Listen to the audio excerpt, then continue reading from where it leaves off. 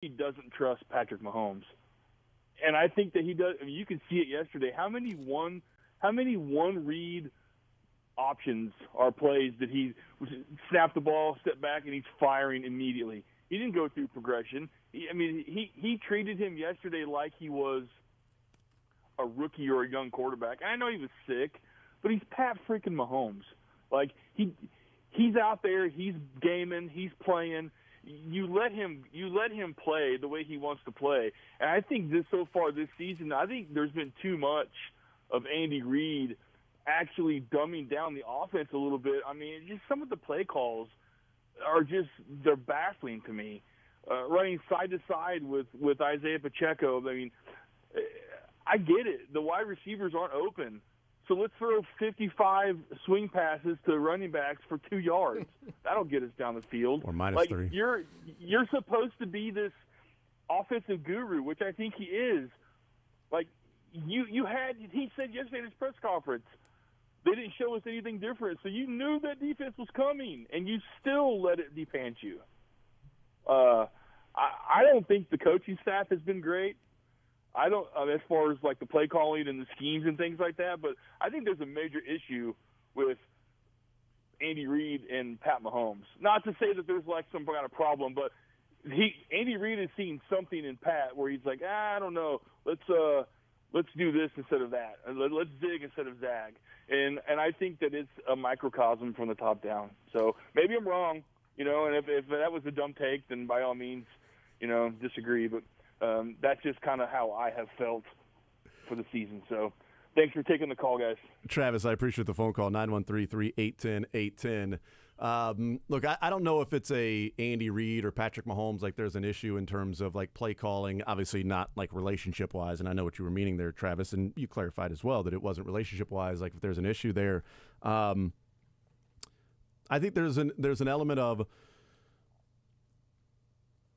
I said it on the second time the Chiefs got into the red zone, and the first play that they ran or whatever, it was the -3 yard pass to Jerick McKinnon on third and short, 3rd and 2. They lose 3 yards. Now they're kicking a field goal. 3rd and 2. Shovel pass to Rashee Rice. That was the first one. Tripped up. Now they're kicking a field goal. Those are 2 3rd and short plays that are one read. This is the play. It's a shovel pass to Rashee Rice. It is a swing pass to Jerick McKinnon, like a little outside screen to McKinnon, and that's it on 3rd and short. That's the play. The Rice one, there was an option to hand it to McCole Hardman, who was covered by the same defender, for what it's worth. There was one defender in the backfield who took that option away immediately. But even the option of like you could hand it off or throw it. Could have been window dressing. The option was if Mahomes throws it, he's throwing it to Rashee Rice. Correct, right, he's absolutely. throwing the shovel pass. And my point being like, okay, it's 3rd and 2 if you you're give going to pass the Mahomes ball. one throwing option. We talk about how brilliant Mahomes is on 3rd down and picking up the first down with his legs from time to time and just finding a way. Well, he can't find a way when you turn him into Alex Smith on 3rd down and shorts, which is what he did on those 2 plays. Those were Alex Smith plays. Those were, I'm scheming up a first down on 3rd and short, and we're running these things. Well,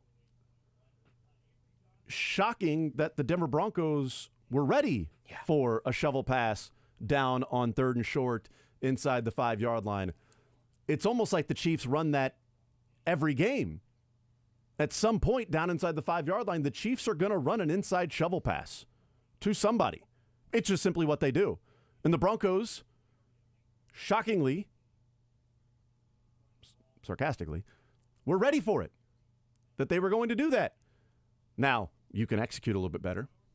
Rashee Rice can have some high knees and not trip over the guy's ankle because it could have been a touchdown if he doesn't trip and fall, or close enough to where maybe you go for it. Or maybe don't shovel pass it to a wide receiver in the middle of your offensive line when you need multiple yards. Yeah. Or maybe don't do that.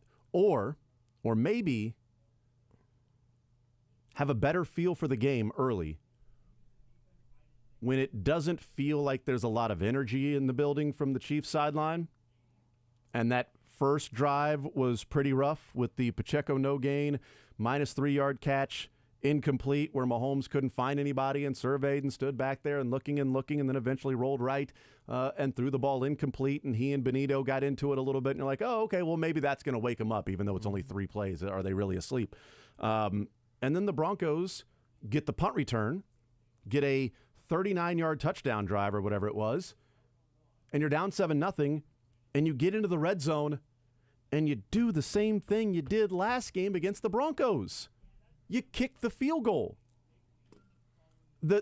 My thought on that was, boy, go for it, because you need a little juice here. Yep. Go for it to get some juice, to get a touchdown, to tie it up 7-7. Already down 7. Not a Right. put the first points on the board thing, which Andy will always kick the field goal for. You're down 7. Yep. You're already down 7.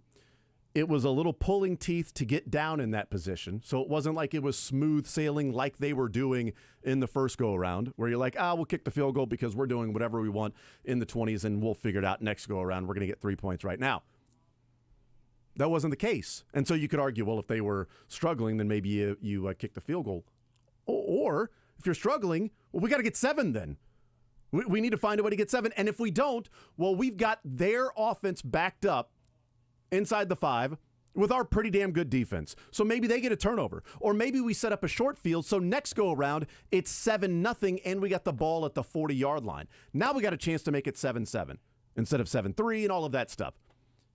Those decisions are frustrating at times with Andy Reid early in the game, because his decision to kick the field goal there was right in line with how sort of lethargic the overall feel was. Yes. Just sort of going through the motions. Let's just kick the field goal. We're going through the motions. We're doing this.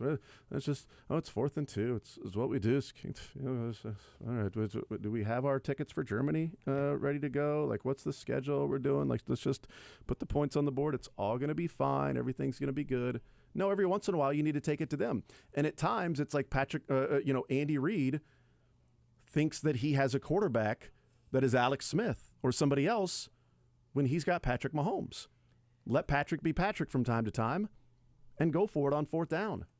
That whole Rashee Rice middle screen sequence where your 2 options are maybe handing the ball to McCole Hardman, maybe throwing it in the middle of traffic to Rashee Rice behind the line of scrimmage.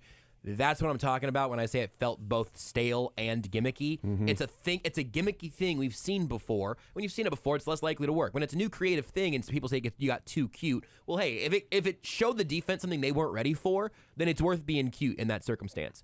I tweeted also the same thing last night of Mahomes not trusting the guys around him, and like Travis said, Andy Reid not trusting Patrick Mahomes. And if I could amend that and amend Travis's point, I do think I would extend it a tiny bit. I don't think Andy Reid trusts the offense, which reflects not trusting Patrick Mahomes to solve some of those problems. That's the self-edit I would make after the fact, is I don't think that he doesn't believe that Patrick Mahomes can do anything he'd ask him to do on a football field, but I don't think he trusts his offense to actually make plays right now. And when your quarterback is Patrick Mahomes, that ultimately translates as not trusting Patrick Mahomes either. And the one of the strategies to that would be, if you don't trust that your offense is going to be making plays, then take advantage of having the ball at the 4-yard line. Yes. With 2 yards to go. Yes. And say, you know what, we need to capitalize right here. And if not, we know our defense is pretty freaking legit, and we can get the ball back. And a couple plays later, we might be in the same position, down 7-0, instead of restarting the clock, if you want to call it that, down 7-3. 2 plays to get 2 yards, and then 4 plays to get 1 yard. That's your path to a touchdown in that circumstance. Yep. And also execute. They could have executed better on the shovel pass, and Rashee Rice missed the block on the Jerick McKinnon. Yep. I mean, execute. Make the block. McKinnon picks up a 1st down. But that's the risk you run when you're going sideline to sideline. Great point. It's one guy doesn't do his job, and it's a loss because you don't really have dynamic runners. You've got Pacheco that does what he does, and you've got McKinnon that doesn't have the same burst that he has. He is a step slower Jerick McKinnon. They do not have a guy in the backfield that would scare you outside of the tackles anymore right now on this team. And yesterday, Clyde had 2 snaps and 2 touches. Doing his job. Let's go to Logan waiting patiently here to join the show. Logan, go right ahead. What's on your mind, sir? Hey, thanks for taking my call, guys. Yeah.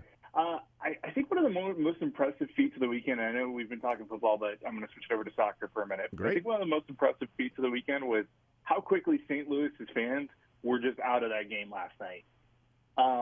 Especially after, I mean, they kind of came back after they got the goal back and we were tied 1-1. But it was like after that third goal, St. Louis was completely taken out of the game.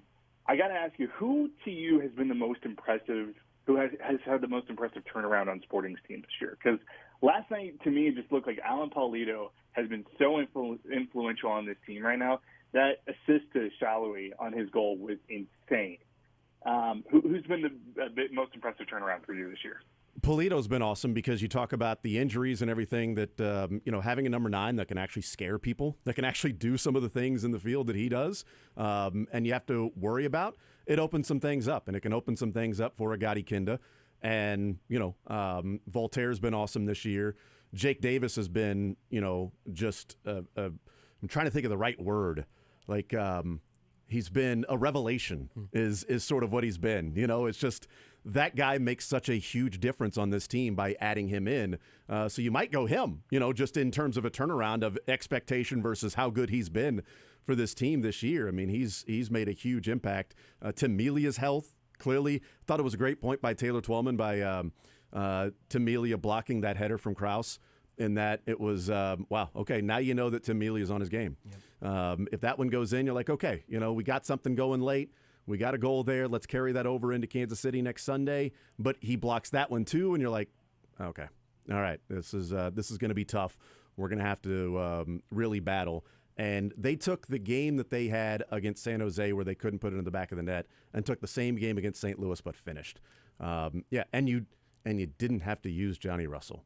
And you got a fully rested Johnny Russell going on Sunday. Yeah, it was, hey, I'm perfectly fine switching the from football to football with the performance from Sporting last night. So, yeah, it's been fun to watch. Yeah, it was a great game, and just huge shout-out to the midfield. I mean, Gotti Kinda kind of scared me, especially after his San Jose game where I know he got in late at the 75th minute, but it didn't really seem like he changed the game. Last night, everything he did worked. He was just all over the field and made a huge difference. Yeah. Logan, I appreciate the phone call, man, and thank you for bringing in Sporting to the conversation as well. But, yeah, I was a little nervous on maybe how wound up Sporting was at the beginning because of Gadi Kinda's reaction, and he picked up the yellow early. It was Sporting's ball, and the officiating was questionable. And St. Louis felt like they got screwed in officiating. It's just another team from Kansas City that the league feels like they need to make calls in the favor to make sure that team from Kansas City wins. But Gadi Kinda's reaction of slamming the ball and getting a yellow, I'm like, oh, this team is wound. It's one of two ways. Either they're very much locked into it, and at playing on the front foot like we've talked about and attacking, or they're wound tight because they know that they've got to, play a perfect game against St. Louis to get this win. And if they can steal one there, well, it turned out to be the former, not the latter, that they were locked in and ready to take it to St. Louis, and they absolutely did on that night. It was fantastic. The little concern after the equalizer, and then Sporting right back at it. That being as short-lived as it was, and again, like somewhere in that point was when I was walking from my car to the inside the house. So this might be very obvious that by the time it was 3-1 instead of 1-1, everything was a lot looser by the time I got to Apple TV. Weird. It's crazy how that worked. But that to me, mentioning how quickly the St. Louis fans the air got sucked out of the stadium, is one just like kind of an interesting thing, and I'm not. Whatever, we're gonna have a lot of good chances for bleep talk that I will embrace wholeheartedly. But like, this is a team that just got there, and like, oh, what is it like for us to suddenly look around and be like, we aren't in the spot we thought we were gonna be in here. This is not just us and a rival trying to be the number 1 seed and put them down. This Sporting in a game where they did not control the ball for nearly as much of the game as it felt like they did. How often, even after the equalizer, how much of the rest of that game in any way felt, again, once it was 3-1, this is not an easy take, I guess, but how much of it felt nerve-wracking? How often were you on the edge of your seat going, oh man, if St. Louis can find one of these, all of a sudden the glacial shift in momentum becomes something that you have to actually deal with. And last night, it felt like Sporting was playing a game they were completely comfortable in. Right up until the 36th minute. Right, sure. So a little bit of the first half because you know that St. Louis can get on a roll and score in bunches like they did, previously. But when Ndimbe makes the shot that he did, and then they respond with the Tim Parker corner. But when Voltaire puts it in the back of the net, that was the 36th minute, and especially when Gotti Kinda hit that. At that point, it's if you told me there were 4 goals from in a matter of 12 minutes, I thought we'd be talking about St. Louis dominating KC because we've seen them sort of have this avalanche feel, and that wasn't the case. It was Sporting last night. So ending 4-1 is also hilarious. Yes, absolutely. Just perfect. We'll take a timeout. We'll come back, continue rolling. We will talk with Field Yates coming up at noon. Our NFL insider from ESPN. Continue taking your phone calls. Those on hold, keep waiting. We'll get into your phone calls. Still have the 11 o'clock hour wide open as well. More Zone right after this.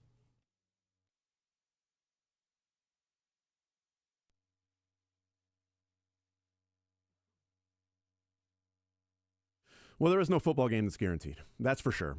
Even with...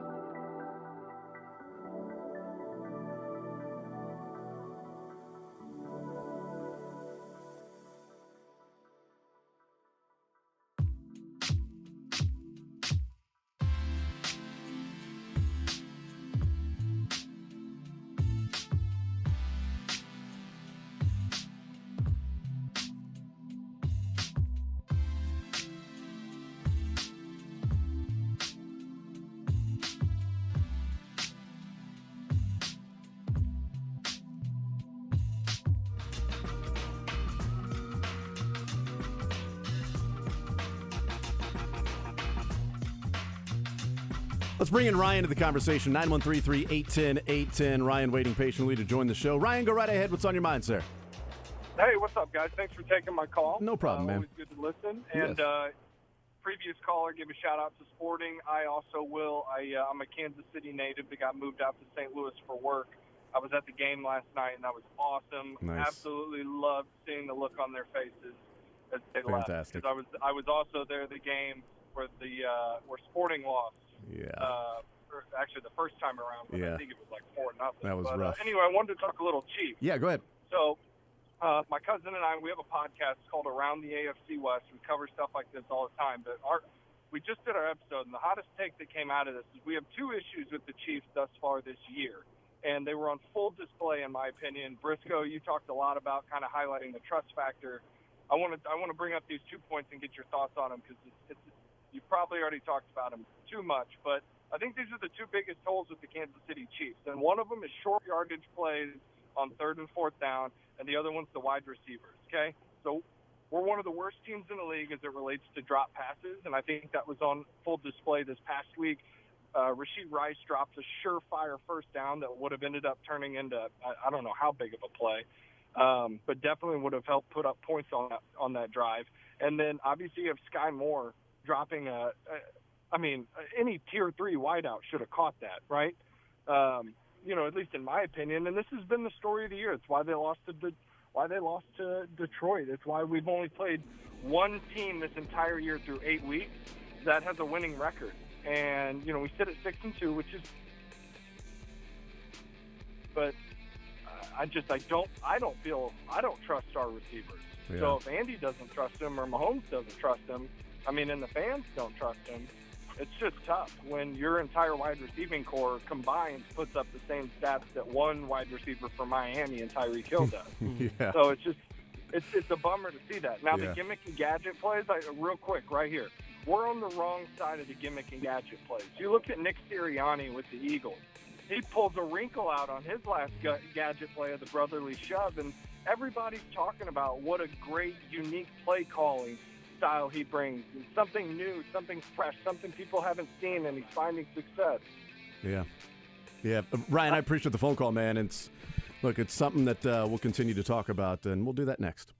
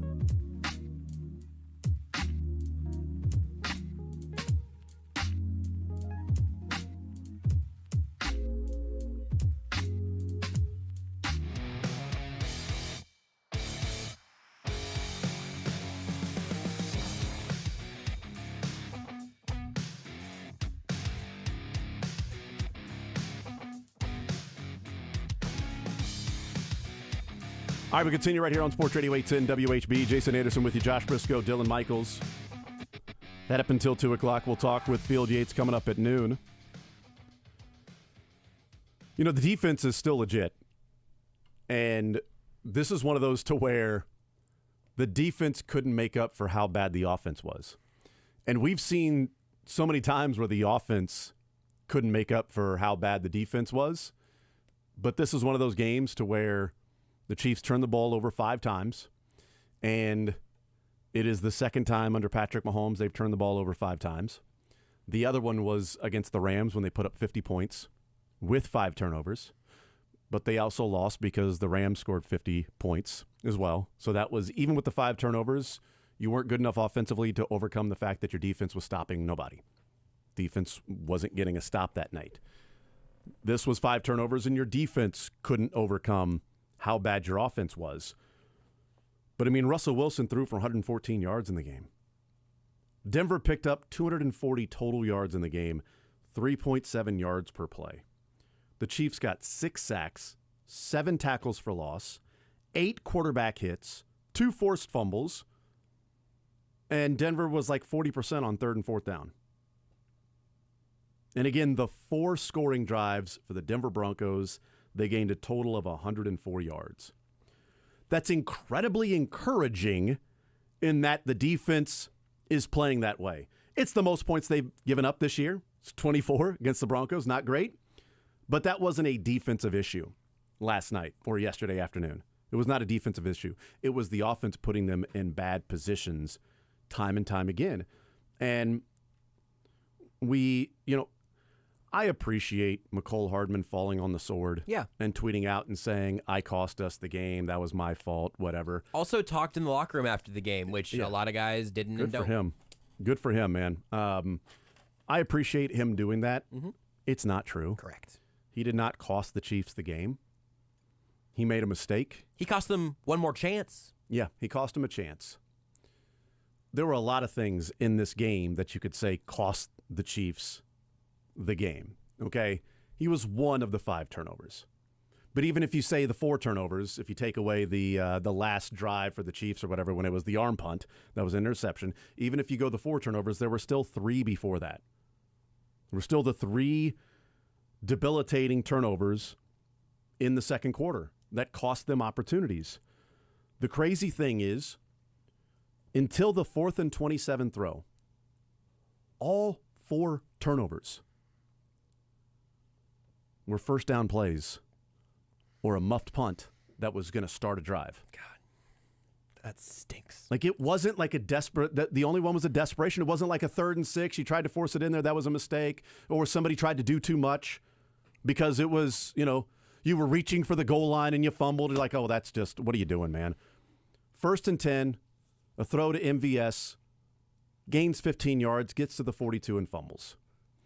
Which, again, a catch, a not catch, I'm not sure. Because I felt like Miles Sanders had the ball a little bit longer than MVS did in the Super Bowl. And that was a clear, well, that's definitely not a catch. MVS's was. Blake Bell never actually controlled the ball last week, but that was a catch and a fumble. Surprised they didn't call Kelsey's a catch and a fumble, even though he actually never, the ball was moving the whole time. But 3 plays later, Denver scores a touchdown. They go up 14-3. They have the big 40-yard pass to Jerry Jeudy. Sometimes guys make a play. Justin Reed was there, got his hand on the ball. Jerry Judy's, hands strong, held onto it, all of that stuff. And then the force to Kelsey, the next possession, again, a 1st and 10. Like, that's not one where you need to force it to Kelsey. You had a 1st and 10 on the Denver 19-yard line, down 14-6 going into half. It's like, okay, this is what they do. They get points before half. And they had 48 seconds in timeouts, and they were in the red zone, the Denver 19. They got a chance to score a touchdown here, go for 2. Well, he wouldn't have gone for 2. They would have had to score a touchdown, be down by 1 with Denver getting the ball to start the second half. But you feel good because you got a touchdown there before half. 1st and 10. Sack fumble. Donovan Smith doing the Orlando Brown thing. Donovan Smith, I'm beat, so I'm just going to stop and watch.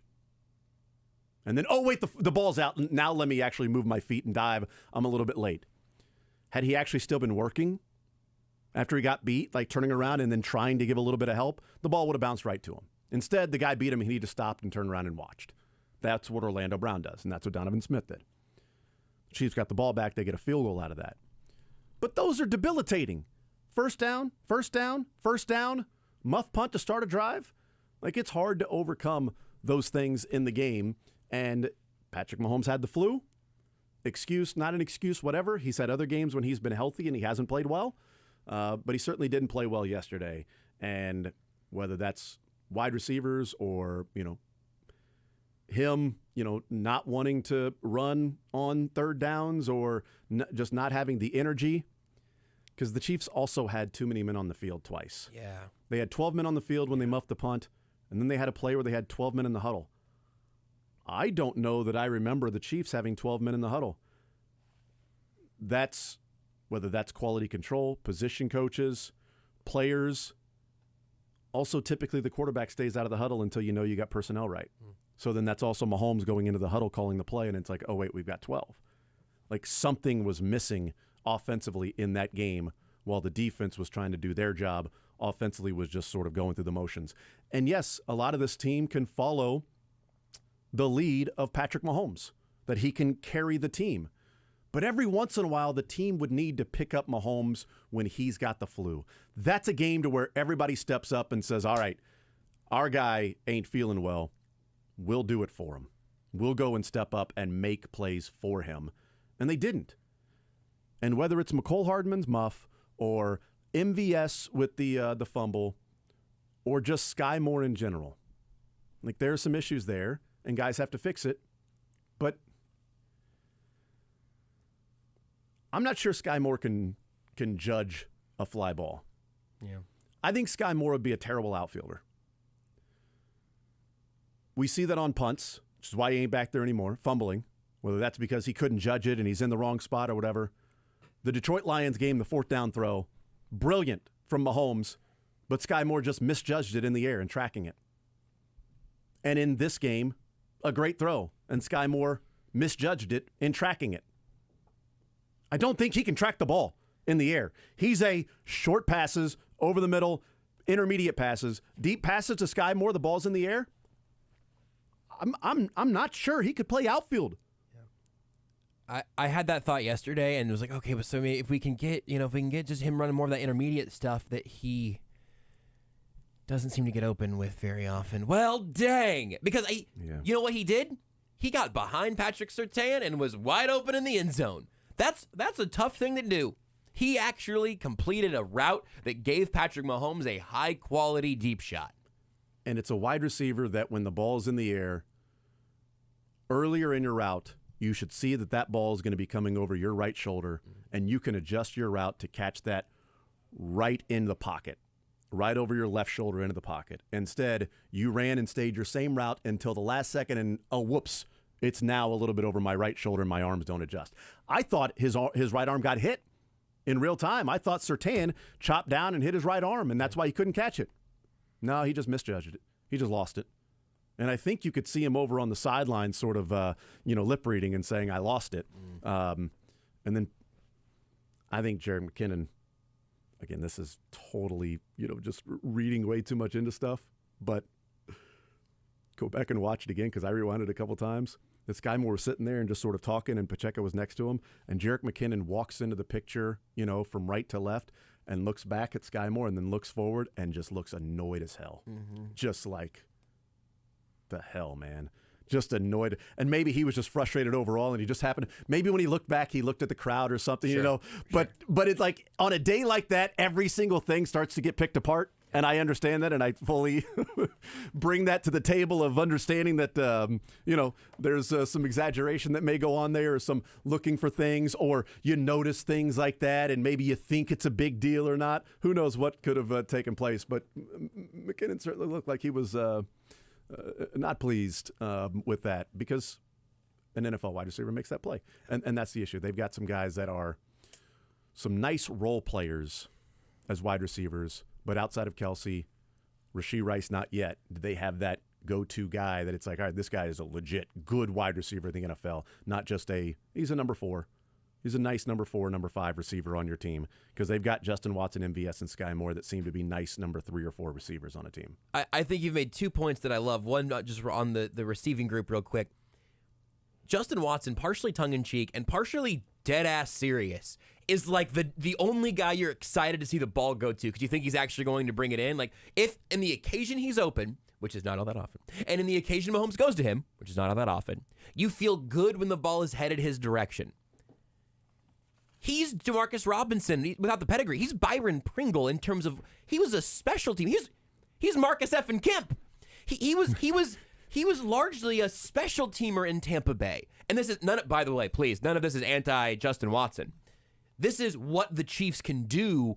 If you've got a skill that they can amplify, you can be a cult hero in the Chiefs offense by being a special teamer in Tampa and catching some deep passes with a Rob Gronkowski elbow brace in Kansas City. That's all there for you if you're a player who can actually achieve that, and he should not be the guy. Cult hero, great. Big play once or twice a game, awesome. We should not be calling for Justin Watson 3 times a drive.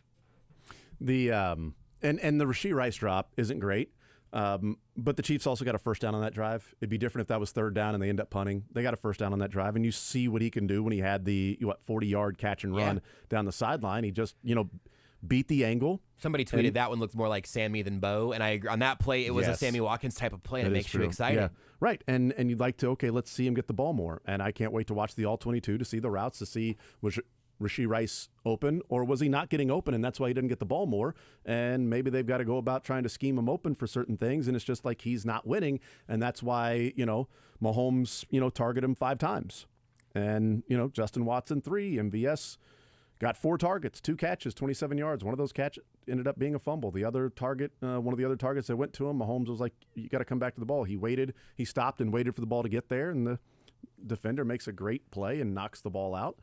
But there were a lot of plays along the way. Like, the defense played awesome, and we expect them at this point, like they almost have to play perfect football at times because certain plays here or there, like we talked about the ifs and buts about the Denver first go-around. Like, if this happened or if that happened, the Chiefs could have been up 24-0 at half. Mm-hmm. Yeah, they could have been.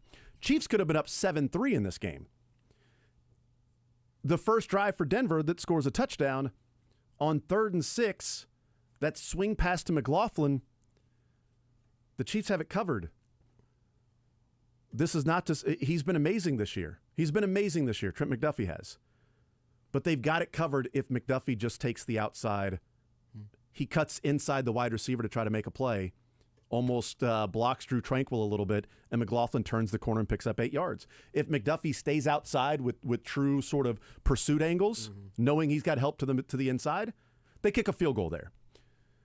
If they pick up the first down on 3rd and 2 on the shovel pass, maybe they score a touchdown. A couple plays there, it's 7-3 Chiefs, not 7-3 Broncos. Yeah. But those plays weren't made. But you also can't expect the defense to be perfect where you go, well, Trent McDuffie took an inside route on the receiver because he tried to get up there and make the play instead of just sort of trusting the swarming overall defense. Okay. Sorry, Trent, you weren't perfect. Right. That's the issue that sort of goes into that. And they scored a touchdown on that drive. They also could have made plays to get off the field, but also was a sub-40-yard drive for the Broncos because of the special teams and the offense that, gives the ball in plus territory for the Broncos.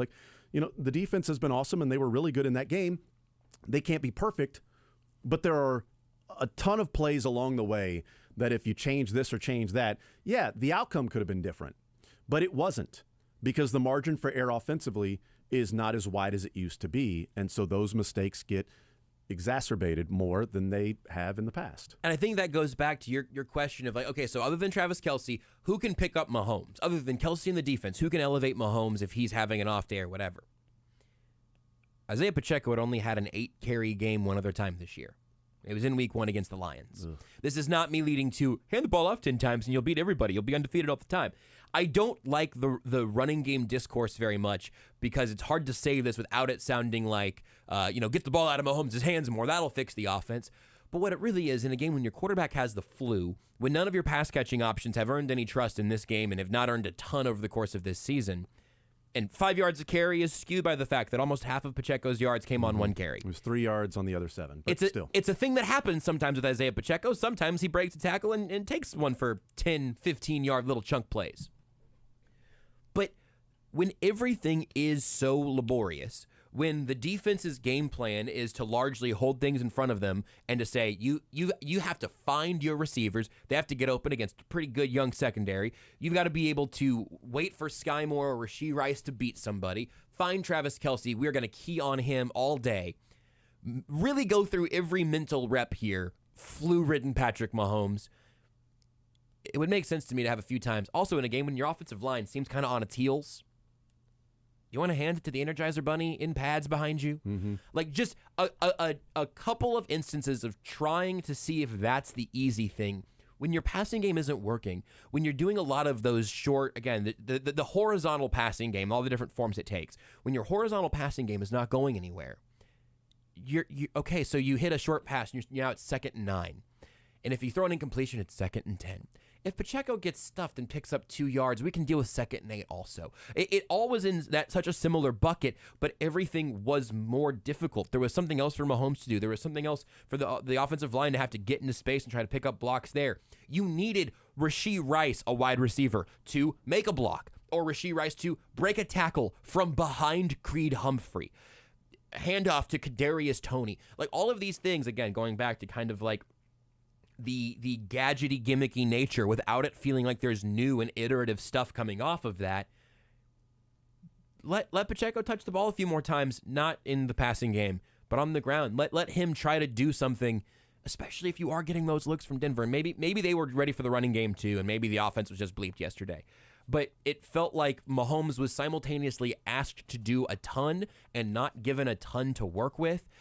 And we talk all the time about just finding the easy button in this offense. Like, what's the thing that can take a little bit of that pressure away? Is there a way you can get 4 or 5 easy yards? And it's usually, Travis Kelce will do some nonsense, and you've got 7 yards of Travis Kelce there. But when the defense says we're not going to let you have 7 yards for Travis Kelce, what's option number 2? And yesterday, all the number 2 options were number 2. That's probably right. Yes, and just sort of part of that, and the margin for error. The first drive of the second half, down 14-9 for the Chiefs. They got the blocked field goal by Justin Reed that timed it absolutely brilliantly. It did look like he was offsides at first glance. I was waiting for the yellow, thing to come up on the TV, but he blocks that, and the Chiefs get into Denver territory. They get across the 50. It's 2nd down and 7, and that's when they have the 12-man in the huddle. Brings up 2nd down and 12. It's a 7-yard play to Isaiah Pacheco. Remember, it was 2nd and 7. That play picks up 7 yards. Unfortunately, it's 3rd and 5, incomplete pass, they punt. That's the margin for error for this Chiefs team that just is not there right now. Let's go to the phone lines, and we bring in Scott waiting patiently to join the show. 913-381-0810. Scott, go right ahead. What's on your mind? Hey, guys. I'm the guy last year that proposed we make Dave Togue take the Hippocratic Oath. Thank you, Scott. I've used that 1,000 times, man. Jason owes you royalties. So I have a new kind of mantra, whatever. And again, this is with the caveat that I love Andy Reid and he's one of the greatest coaches of all time and yada, yada, yada. But if I were Pat, and I know you guys were just talking about asking Pat to do less, but if I were Pat, in the most gentle way possible, I would go to Big Red and say, hey, Coach, 1st and 2nd down are your downs. Give me 3rd down. Quit giving me one read options. Quit rolling me out. Quit making me hand the ball off. Just let me be myself on 3rd down. Like, give me a straight drop back. Give me, 5 in the pattern or 4 in the pattern if you need, McKinnon in there for blitz pickup and a late dump off option or whatever. But just as you guys have kind of been talking about, this trying to trick them stuff. Maybe you need to do that when Kevin Cobb is your quarterback or Alex Smith is your quarterback. You don't need to do that. And granted, Pat didn't have a great game yesterday, but this has been a problem going on for years now of, in my opinion, Andy getting too cute on 3rd down and not just letting the greatest player in the history of the NFL be the greatest player in the history of the NFL on third down. I mean, because some of these with the shovel pass that completely takes Mahomes' legs out of the equation. Rolling him out for the most part takes his legs out of the equation because the entire defense is flowing to the same side that he is, and if everything's covered up, he doesn't have an option to. Plus, you're taking half the field away from him to make a good read. And yes, our receivers are a problem, but man, like I love the fact that Mahomes can be creative, and he's going to make good decisions on third downs, and that's my suggestion. Now, obviously, that's never going to happen, but that's my frustration with Reed is just like, dude, quit coaching like you have somebody besides Mahomes as your quarterback. Just let him be Patrick. That's my thought. Thank you, fellas. Hey, Scott, I appreciate the phone call, man. 913-381-0810. I don't disagree with that. I also wouldn't mind that when you get down inside, what was it, to the Broncos 3-yard line, that 3rd and 2 at the 3-yard line, if you just say, you know what, we're going for this. I'm going to hand it off twice. Yes. And I'm going to give it to Pacheco. He's a battering ram up the middle. And I'm going to challenge the offensive line to go and push some guys. And we're going to hand it off twice. And we're going to go and pick up the first down here. And we're going to score instead of I'm going to throw this little shovel pass thingy. And we got guys moving and pulling. And, we got in-space blocks that if a defensive end wins, then therefore the play is blown up. And now we're kicking a field goal. Maybe he hands it off to Pacheco and there's no gain and he still kicks the field goal. But the mentality of we've got 2 plays to pick up 2 yards. And then when they got to the 19, 3rd and 2 again, 2 plays to pick up 2 yards. That mindset is where I'd like to see the Chiefs at some point evolve to. Peggy next up on Sports Radio 810 WHB. Peggy, go right ahead. What's on your mind? Good morning. Good morning. I agree with everything y'all have been saying. I mean, it's quite so obvious. Chiefs didn't hide any single flaw yesterday, and they did lay their typical big fat annual egg like they do every year. It was just more nauseous than usual because it was against Denver. But this morning, I want, and we could talk all day about things we think that are wrong and what went wrong yesterday and what's going wrong this year. We could talk all day. Mm-hmm. But I want to concentrate on the wide receivers.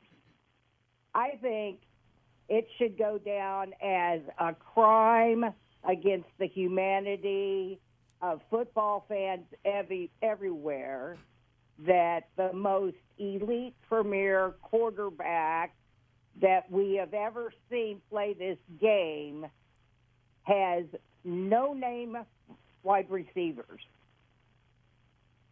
that is playing without anybody he can throw the ball to. And we've talked to death about it, that, about the salary cap, and you can't have all your you've got to move your money around, and you can't have a great defense, and you can't pay your quarterback millions of dollars, and you can't spend all this money on the offensive line and have this, that. You can't have it all. Well, I was watching SportsCenter, and there's a lot of teams out there that have pretty much it all.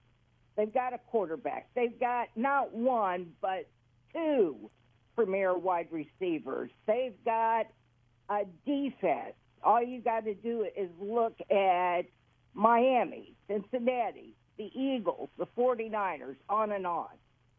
And yesterday there was, I probably got my numbers wrong here. I think they said there was like 12 either rookie quarterbacks or pretty much no-name second, third-string quarterbacks playing yesterday, and half of them won.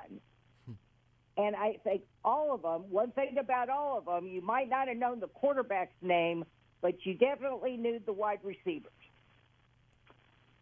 So, and one more point, I think last year it was, can we win without Tyreek? And to everybody's surprise, the answer was hell yes. And we did. And that makes Patrick Mahomes MVP look that much larger. He should have got 2 trophies because he didn't have a name wide receiver, a premier wide receiver last year. Well, it's finally shaken out, and we're seeing it. And this wide receiver by committee is not working for a number of different reasons.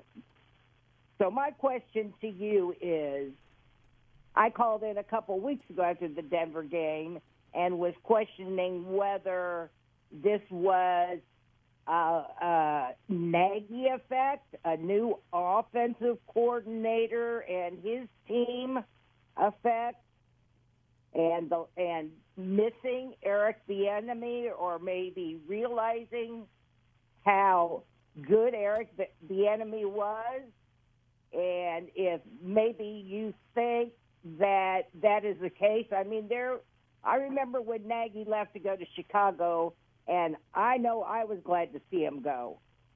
And there's a reason why he failed there.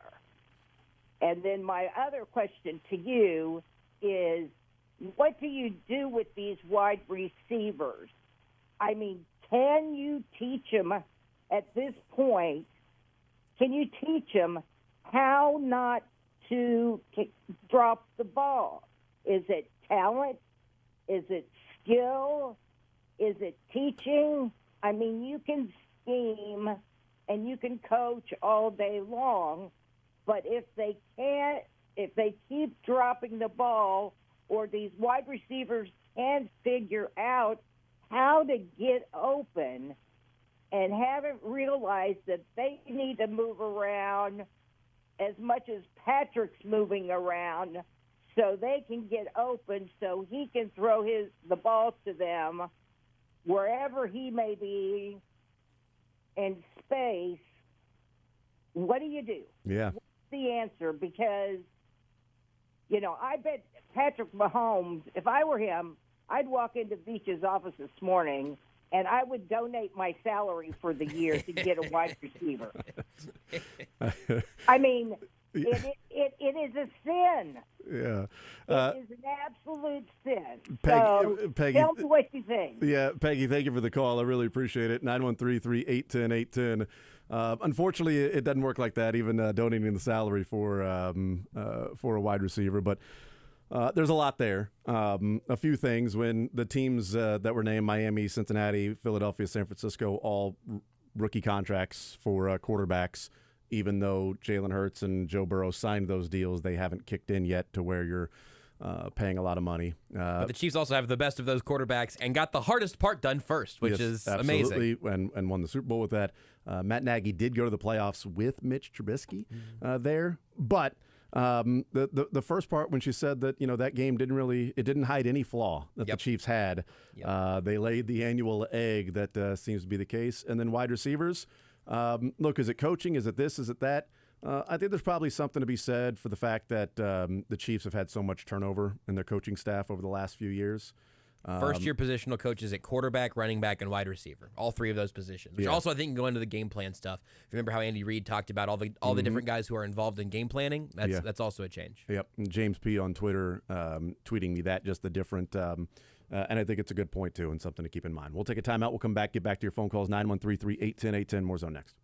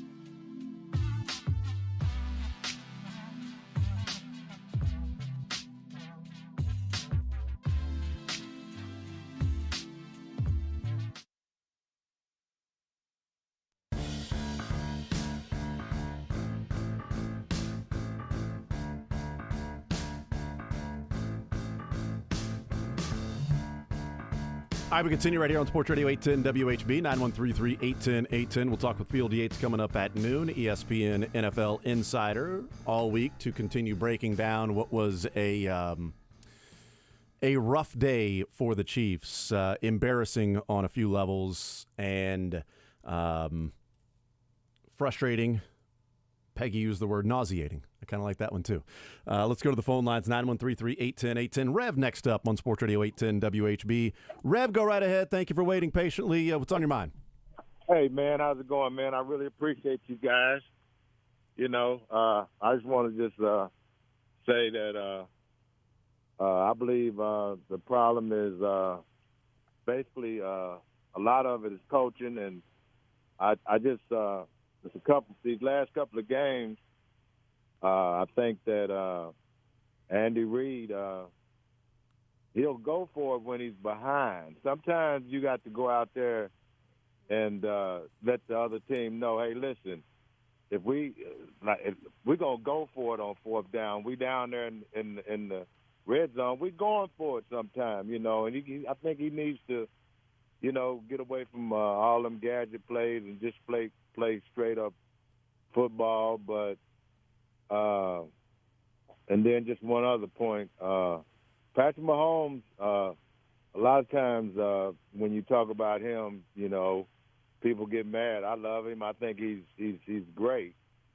But sometimes he makes mistakes too. So I think the Chiefs are going to be all right. But I want to say this here. A lot of people was trying to talk Eric Bieniemy out of town and everything, but I think he's missed. And I'll listen up there. Hey, Rev, I appreciate the phone call. 913-381-810. I don't disagree with the last point. You know, it's not something you can really quantify, but I said it in the offseason leading into this year that the one thing you knew about Eric Bieniemy was he was going to hold you accountable and hold you to a standard that maybe you don't think you yourself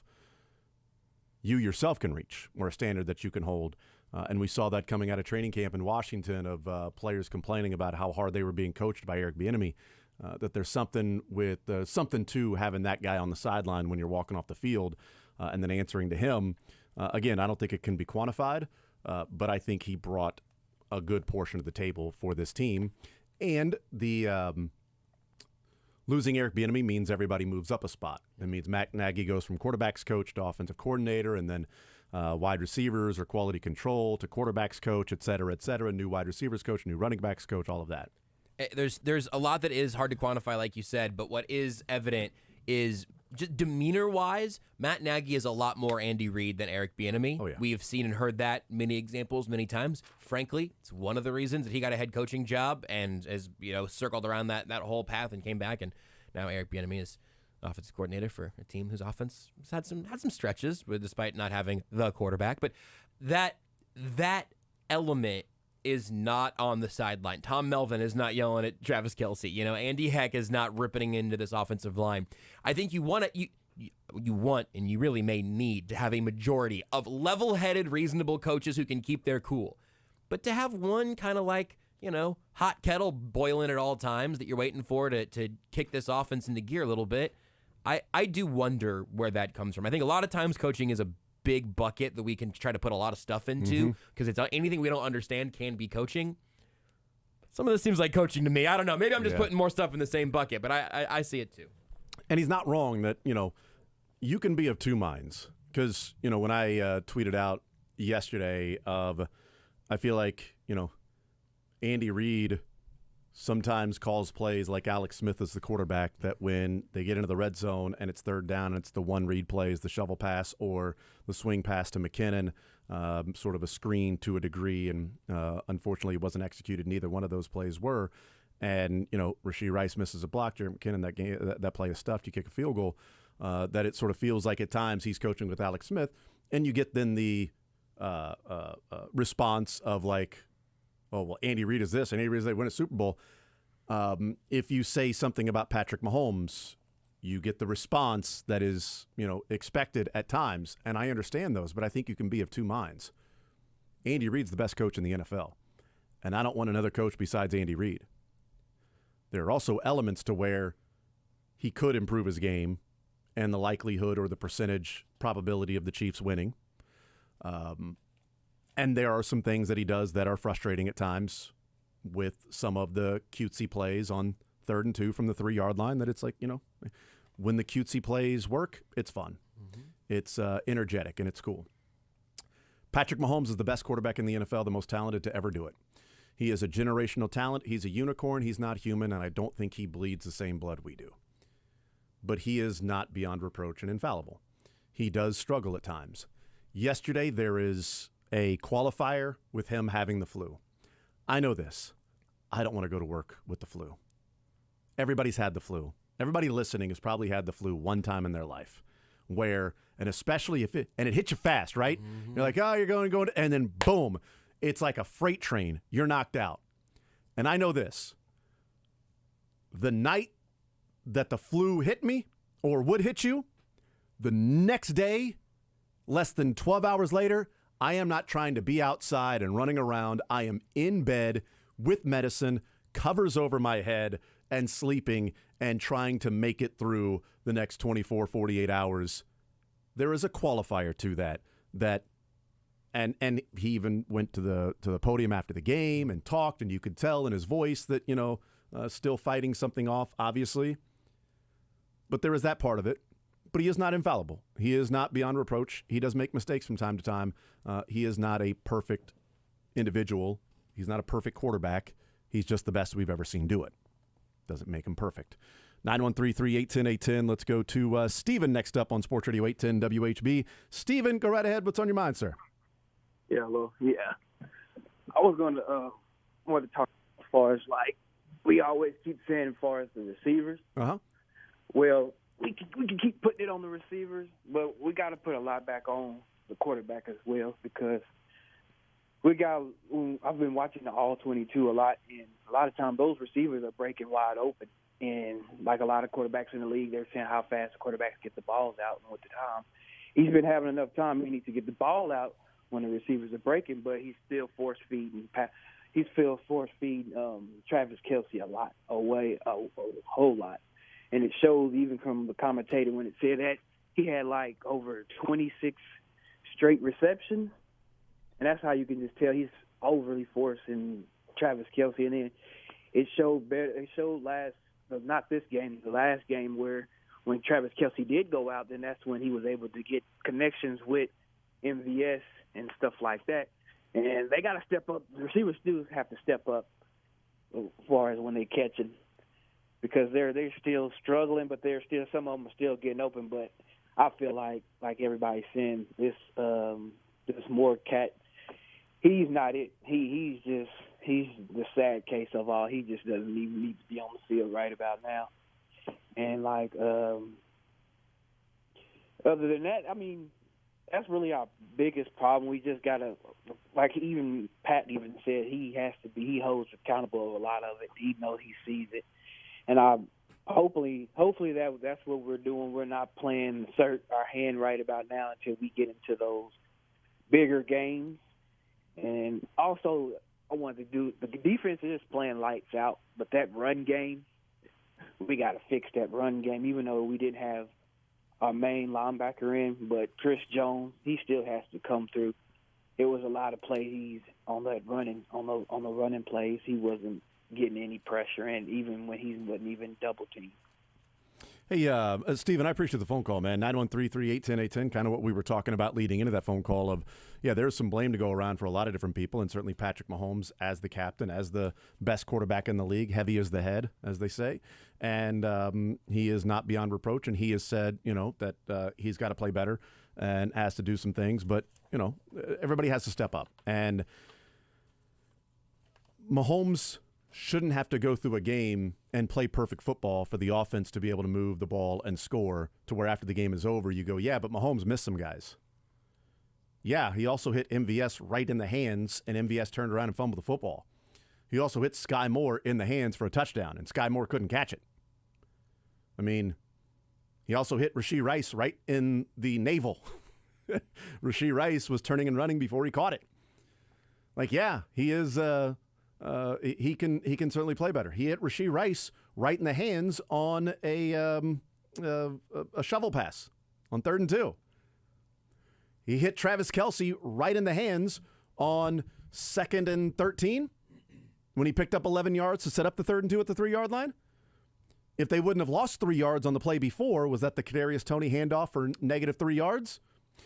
That wasn't Mahomes. But on 2nd and 13, he laced it into Travis Kelce, beautifully placed. Kelce turns the corner, picks up 11 yards. If Toney just doesn't gain anything, it's a first down. Well, and maybe a touchdown on that exact same thing. So he did make plays throughout the game. He shouldn't be relied upon to be perfect every game. Can he play better? Yeah, he can. He can play better. Everybody can. Everybody can play better. Chris Jones can have a 5-sack game and still say, yeah, I could play better. There was a play or two out there. Nobody plays a perfect game. Spagnuolo is going to be a defensive coordinator that's not going to stop the run at a high level. And even with that being the case, they average like 3.7 yards per carry. Yeah, as a team. And even Javonte Williams, that had some big runs, still averaged sub 4 yards per carry on his 20-something yards. With Spagnuolo's defense, yeah, you'll take that. Problem is, when the Chiefs touch the ball one time in the third quarter, because it's a long 11-yard drive or 11-play drive, and then they punt, and it's a muff punt, and the Broncos get the ball right back, yeah, that's tough. There weren't any big plays. There were just enough to keep the drives going, keep the drives alive, and there were some inopportune penalties, and quite frankly, L'Jarius Sneed wasn't good yesterday. And, it's a tough game. He's awesome. He plays great football. Could have had a better game yesterday. Cortland Sutton sort of ate his lunch. The run defense yesterday. thing is also personnel. They cut Keandre Coburn, and they didn't activate Malik Herring, who's a bigger guy. They did not activate Neil Farrell. Haven't done that yet. I don't think all year. Maybe week 1. I can't remember. The moves they have made has been, we're going to play Matt Dickerson, and Derek Nottie is here, but Tershawn Wharton is more of a pass-rushing interior rotational guy. They play a lot of light fronts with those 4 defensive ends and NASCAR packages and stuff, and now even more so with Tranquil over Bolton. That ends up adding something to your coverage unit and taking something from your unstopping unit. It was, I understand, I thought it would be a bigger topic in postgame yesterday, the running defense. I understand why it was frustrating, because it was like, can we just get them off the bleeping field? It was just enough. Just enough. But ultimately, if the offense played competent football in any way whatsoever, we would have said, oh man, that's a solid performance. And Cortland Sutton and Jerry Jeudy just made a couple of plays, and they had a couple nice runs, but it still all comes back to the offense. And part of the defense is also built with Spagnuolo to play with an offense that gets you the lead, and you don't have to worry about teams just running the football down your throat over and over again. Spagnuolo's defense is not going to be a defense that goes out there and just stuffs the run over and over. It's just not what they're going to do. You take the good with the bad. This offensive line is not going to be the road-grading, run-blocking offensive line, but they're going to protect Patrick Mahomes. We'll take a timeout. We'll come back, wrap up with your phone calls next.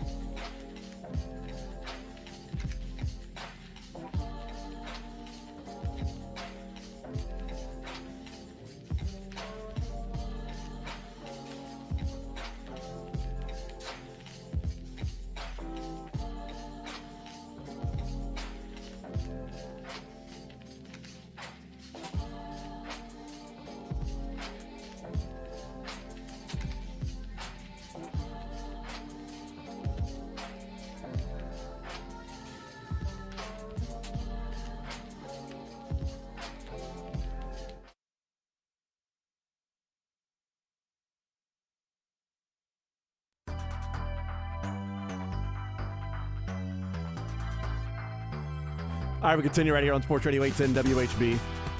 We'll talk with Field Yates coming up at noon. Mick Schaefer will join us in the 1 o'clock hour. Andy Reid, Monday press conference coming up after Field Yates. Wrapping up this hour with William, waiting patiently to join the show. William, thank you, sir. Go right ahead. What's on your mind? William. Willie. Will we hear from Willie. him? Bill. Will, are you there? Will. I am is what we're looking for, unfortunately. Will. Willie. Willie. Billy. William. Yeah, Hey. Hey, Will, we go got right you. ahead, man. What's up? Hey, you guys talked about it right before we went to break here in regards to the defensive line and also the offensive line. Mm-hmm. And I think the best way you can help those receivers out is to run the ball. I mean, if you look at the teams that we struggle with, they're only playing 4 guys in the box. They're playing 7 guys deep, 2 guys over the top, and they're forcing us to run the ball. And that started actually when Cincinnati, when we played them. But our offensive line cannot, for the life of me, they cannot sustain blocks. And that's going to be a problem going forward. So that, to me, is essential for us to get better. The second thing is, I'm not sure why it is that we're not playing this kid we got from the Raiders, this big old 6'2", 300-pound defensive tackle. That seemed like to me he would be a better fit than Derek Nottie and also Tershawn Wharton. Tershawn Wharton, I mean, what does he bring into this team? He got like a leg and a half he's only playing on, right? So we need to get physical defensive fronts, and obviously for me it all starts with the defense and offensive line. So I think moving forward, unless we improve, we're going to continue to struggle. Hey, William, I appreciate the phone call, man. 913-381-0810. The part about, the offense and, running the ball a little bit more. Yeah, I mean, it's interesting when the game is over and you look back on a defense that was dropping so many and bringing 4 and having lighter boxes that you handed off to Pacheco 8 times. Again, it's an offensive line that is built to pass protect, not necessarily built to be phenomenal run blockers, but running the ball certainly can help. And yeah, the defensive line certainly could use some additions here or there, but the defense is really awesome. And I'm not sure about Matt Dickerson. I mean, The Chiefs told you they were sure. played, yeah. They traded a 6th-round pick for Neil Farrell. He's played 28 snaps this year. Yeah. And they spent a 6th-rounder on Coburn that they released. He's a Bronco now. So, but yeah. It's just so hard to learn Andy Reid's offense. Oh, never mind. That doesn't work here. I wouldn't mind seeing him run the ball a little bit more without, eliminating Patrick.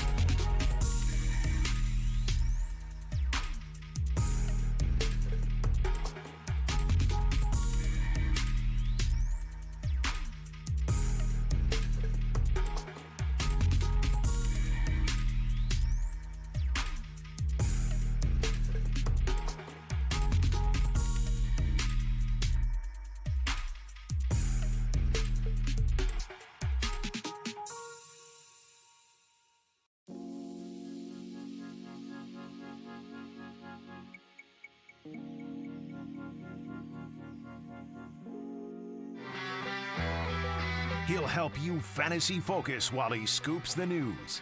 He's on TV more often than he's in bed. He'll break down the NFL without a single hair ever out of place. It's Field Yates of ESPN.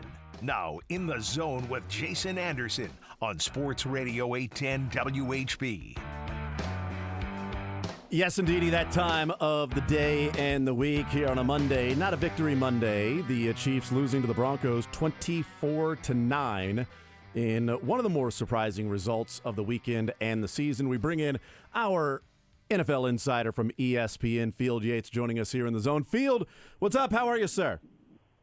Jason, I'm doing all right, my friend. How are you today? I am doing just fine. The Chiefs end up losing yesterday in a surprising result, one that, quite frankly, I did not see happening. I don't think many people really saw that happening, especially in the manner of losing 24-9.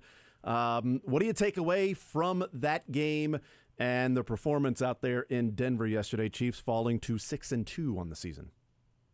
Yeah, I'm not going to ignore the fact that Patrick Mahomes was sick, but I also think that there's enough examples of players battling through illness, and Patrick has played through things that I think are probably more debilitating than what he was dealing with yesterday, and had incredible performances, including winning Super Bowl MVP on one leg. So I don't think it explains everything from yesterday. I actually thought that maybe the part that was most concerning for the Chiefs going forward was the pass protection of Patrick. And I think it probably falls more on the shoulders of the tackles than it does the interior line play. And I think that's something that's going to have to be answered by the Chiefs going forward is how do they handle these defenses that will be able to generate pressure consistently off the edge when they play high-stakes games, whether it's guys rushing with four, a team like Cincinnati very capable of doing that, or a team that's going to dial it up with the blitz like the Baltimore Ravens, two teams the Chiefs could see in the postseason. But the offensive line play certainly left something to be desired from KC. What's the view then of this Chiefs team? Because, there's this sort of battle of the angel and devil on the shoulders of the, they played like this and some of the flaws get exposed. And are they, fatal flaws for this team in the postseason from what we saw against the Broncos versus, the angel on the other side that's like, okay, the Chiefs fell from the number one seed in the playoffs to the number one seed in the playoffs by losing yesterday to the Broncos. And last year we looked back and said, what the hell happened in that Colts game while they were holding the Lombardi Trophy? That this may be a game where you look back and go, what the hell happened in Denver losing 24-9 while hosting another AFC Championship game? So there is this there was this battle, I think, within individual people while also sort of people going back and forth. How do you view this team? Is it all right, there might be some fatal flaws on this team, or, hey, this is what happens in the NFL. You're not going to see a team go, 20-0, and this may be just a blip on the radar. I don't see a fatal flaw in this Chiefs team. I don't think this team is incapable of winning big. I still think that, a week ago I would have told you they're the best team in the NFL, or at least right there with Philadelphia. I would say, though, two things. And last year, maybe it felt a little bit different. This it ended up not being the case. This year it feels like each division in the AFC has at minimum one team that can give the Chiefs a real game in the playoffs, right? Mm-hmm. Like, I think I would say right now there are, I will say 5 or 6 legitimate contenders in the AFC. I'll say 6. Obviously the Chiefs, the Dolphins will see this Sunday, the Bills, despite their inconsistencies, the Bengals and the Ravens from the same division, and then the Jaguars. Teams that each have at least 5 wins so far this season, except for Cincinnati, but they're 4-3. They actually play Buffalo in Cincy next Sunday night. The depth of the conference is a little bit different. And this year for the Chiefs, the first seed, I think, will matter more than it has in recent years. I know that Patrick Mahomes has never played a road playoff game before, and not having the first seed would certainly open the door to that possibility. But one thing that really matters is not just the home field advantage portion, but the fact that you win one game with the 1 seed and you're already playing in the conference championship. Mm-hmm. That's just ridiculous. If you have that 2 seed, that means that you are playing, most likely, at least 2 of those 6 teams that I just mentioned, and maybe 3, right? There's a real chance you're playing 3 of them to make it to the Super Bowl. So the margin for error is decreased. The Chiefs are going to be fine. I'm not concerned about them from like a big picture view in terms of making the playoffs, winning their own division. As you and I have talked about ad nauseum, though, for the past 2 years, the measuring stick is no longer making the playoffs, winning the AFC West, winning a game in the playoffs. It's do you win the Super Bowl or not? The biggest question mark to me will be the offense, and it's not just the offensive tackle play. It's when or what will they get out of their wide receiver group? Because for as incredible as Patrick Mahomes was last year without Tyreek Hill, it feels like that trade actually processed prior to week 1 of this year, right? Because the gap in the passing game feels Tyreek Hill size right now, whereas last year it did not. They found a way, and Patrick still led the NFL in passing yards. Yeah. And then the impact will start to kick in when I think next year his cap hit is like $30 million. So then the impact the other way of, okay, well, now you're not paying $30 million for Tyreek Hill, but how do you overcome not having Tyreek Hill? You did it on one side when you got the draft picks and built maybe a more balanced team and overcame no Tyreek Hill and won a Super Bowl. Are you overcoming no Tyreek Hill right now? And it certainly does not seem that way, at least offensively. They're still 6-2, the number 1 seed in the AFC, and a massive game coming up on Sunday against the Dolphins. There is parity in the NFL we talk about every year, Field Yates from ESPN. Is there more this year than even what we've seen in the past? Especially we look at the AFC. There are 9 teams in the AFC within 1 game of each other. The Chiefs at 6-2, and then you got other 6-2 teams and teams that are 5-3. 9 of the AFC teams within 1 game halfway through the year. Yeah, it feels like more parity, more depth, more balance than a long time. Meanwhile, in the NFC, there is some balance, but the balance, and they all kind of stink. Right? Like in the NFC, we can do this exercise when we have more time in a future segment, but like find 7 teams that you trust in the NFC. You're going to have a hard time doing so. But the AFC is right there, and I feel like that would be even more the case if the Texans had beat the winless Panthers yesterday, and they were 4-3 as well. You'd be saying, wow, like maybe there's something brewing there with C.J. Stroud playing as well as he has. So the schedule for every team that has a bunch of AFC games left the rest of the season is more unpredictable than it has been in prior years, because it kind of feels like not only are there teams that are close record-wise, but there's just surprise results. The worst record in the AFC currently belongs to the New England Patriots. They beat the Buffalo Bills last week, and a team that I just mentioned as one of my 6 true blue contenders in the AFC. Finding out who's going to do what in a given week is very unpredictable. And, oh, by the way, of course, as we know, 2 weeks ago the Broncos had 1 win, and all of a sudden they have back-to-back wins, and they are now 3-5. Probably still a long shot to make the playoffs, but their season has a bit different outlook right now than it did just 2 weeks ago. Yeah. Pretty crazy. Yeah, 2 games out right now of a wild card spot are the Denver Broncos, depending on tiebreakers and everything like that. So yeah, it is really interesting. The trade deadline comes up tomorrow. Field Yates from ESPN is our guest. Do you expect this to be an active trade deadline? Will this be one that we've seen, the last couple of years, where there have been a lot of different moving parts? We've seen in years past where it's been kind of quiet.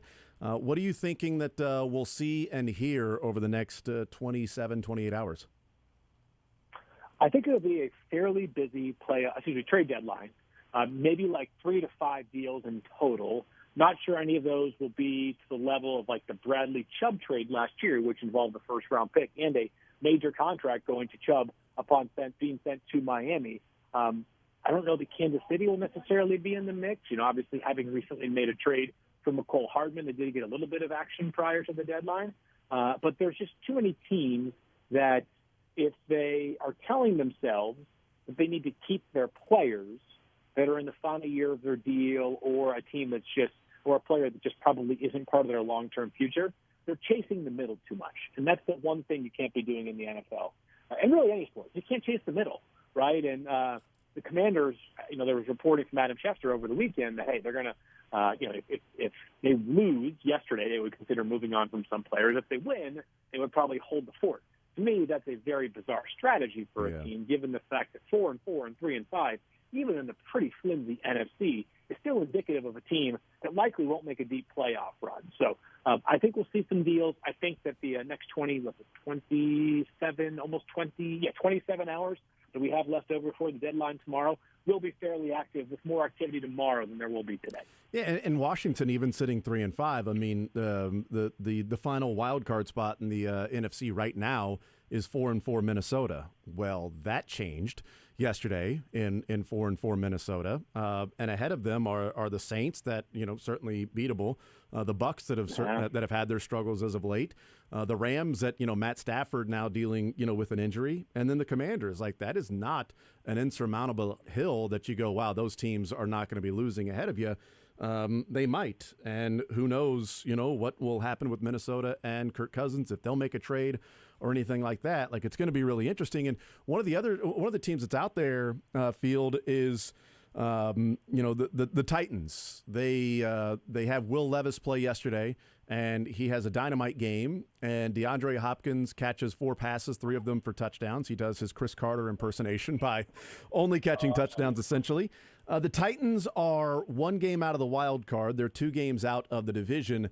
Are they sellers with the win yesterday, being that close to the playoffs, or are they looking bigger picture and saying, this is more of a long-term approach that we're not going to be able to do much this year? And would they be sellers for, let's say, DeAndre Hopkins as, a name that's been brought up with the Chiefs? They have to be open to a deal at the right price. In some ways, people would say, hey, you win yesterday. That catalyzes the push for a playoff spot. In a different way, and I think a much more important way, what it told me was that maybe you do have yourselves a quarterback. I mean, I'm not going to declare Will Levis, an automatic keeper for the rest of his career because of 1 game yesterday, but I will say that he looked pretty darn sharp, right? And he did have some draft fans, including Mel Kiper, leading up to last year's proceedings. So if you're the Titans, what's more important? Like, trying to possibly make a push to maybe get to 9-8 and make the playoffs this year, or potentially surrounding Will Levis, or whoever, with more draft capital and bulking up that wide receiver room that is clearly several players short right now. I would argue that going the young route is actually superior, but when you have players, especially in the case of Derrick Henry, who's kind of the face of the franchise, it has to be a pretty darn good offer for them to move off of it, just because of how much it would mean just from like an organizational symbolism thing. And I do wonder, we talk about DeAndre Hopkins and okay, so what's the value there? Well, is there value with keeping DeAndre Hopkins so that you can see what you have in Will Levis as his development this year, as opposed to DeAndre Hopkins is gone, and now you're trying to develop Will Levis with a really inferior wide receiver group? Is it worth the whatever draft pick you may get for DeAndre Hopkins then to keep? And he's on your team for next year too. I mean, he's signed for next year. Is Hopkins, so maybe you go into this offseason and put some things around Will Levis, and you've got DeAndre Hopkins. Maybe it's a different approach. I don't know. It'd be up to them to try to figure out. But out of all the people that have been talked about for trade deadline for the Chiefs, that would be the most doable with his base salary, and the salary cap hit for whoever acquires DeAndre Hopkins, if that is the case, would only be like $650,000 for the rest of the year. So that is incredibly doable for the Chiefs. Easily the most tradable player. Yes. That's, to me, plausibly available. Agreed. Right? Because if you're Tennessee, if you're getting a 4th-round pick or something like that for him, you sprint. I guess you don't sprint a trade to the league office, but you send the email in right away and say, let's do it. Let's talk ball. Because to me, it's way too much value for a guy that maybe he's a part of your picture next year.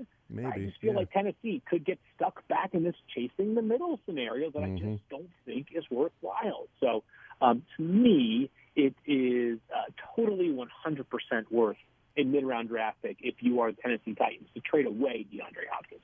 All right, Week 8 isn't over yet with the Raiders and Lions in action tonight, but an initial thought for Chiefs and Dolphins coming up on Sunday morning in Germany for this, what is a massive matchup for superiority there in the AFC. The winner with essentially the number 1 seed and the inside track to that. By the way, first of all, my initial thought is, how do you think all the people in the UK are feeling right now who have slogged through some absolutely boring matchups and games that did not attract necessarily the best the NFL had to offer? Meanwhile, Germany gets its first ever regular season game, and you get the Chiefs and the Dolphins. Like that right there, starting out with a bang. My feeling is pretty straightforward with Miami and Kansas City. We can say as many complicated, nuanced things about what you need to do to defeat the Dolphins. It starts here. You can't let them score in under a minute for a drive. You can't let them score from more than 50 yards out. I mean, their game yesterday was a 24-17 game with 2 minutes and 50 seconds to go against a team that has the worst record in the AFC. The difference in that game, though, was, I mean, amongst other things, but most notably, I thought, there's a Tyreek Hill 50-yard touchdown and then a Jalen Waddle 40-yard touchdown to ice the game. And not only do those plays count for 6 points, but I have long said huge touchdowns are demoralizing to a defense because it tells you one of two things. Either we didn't have the right plan or we had the right plan and our guys just aren't fast enough to keep up with their guys. If you can minimize some big plays in the passing game against Miami, you've got a chance. They have not played well against teams with winning records this season. They have steamrolled teams with bad records. There is something to prove for Miami on Sunday, in the same way there is now something for the Chiefs to prove on Sunday.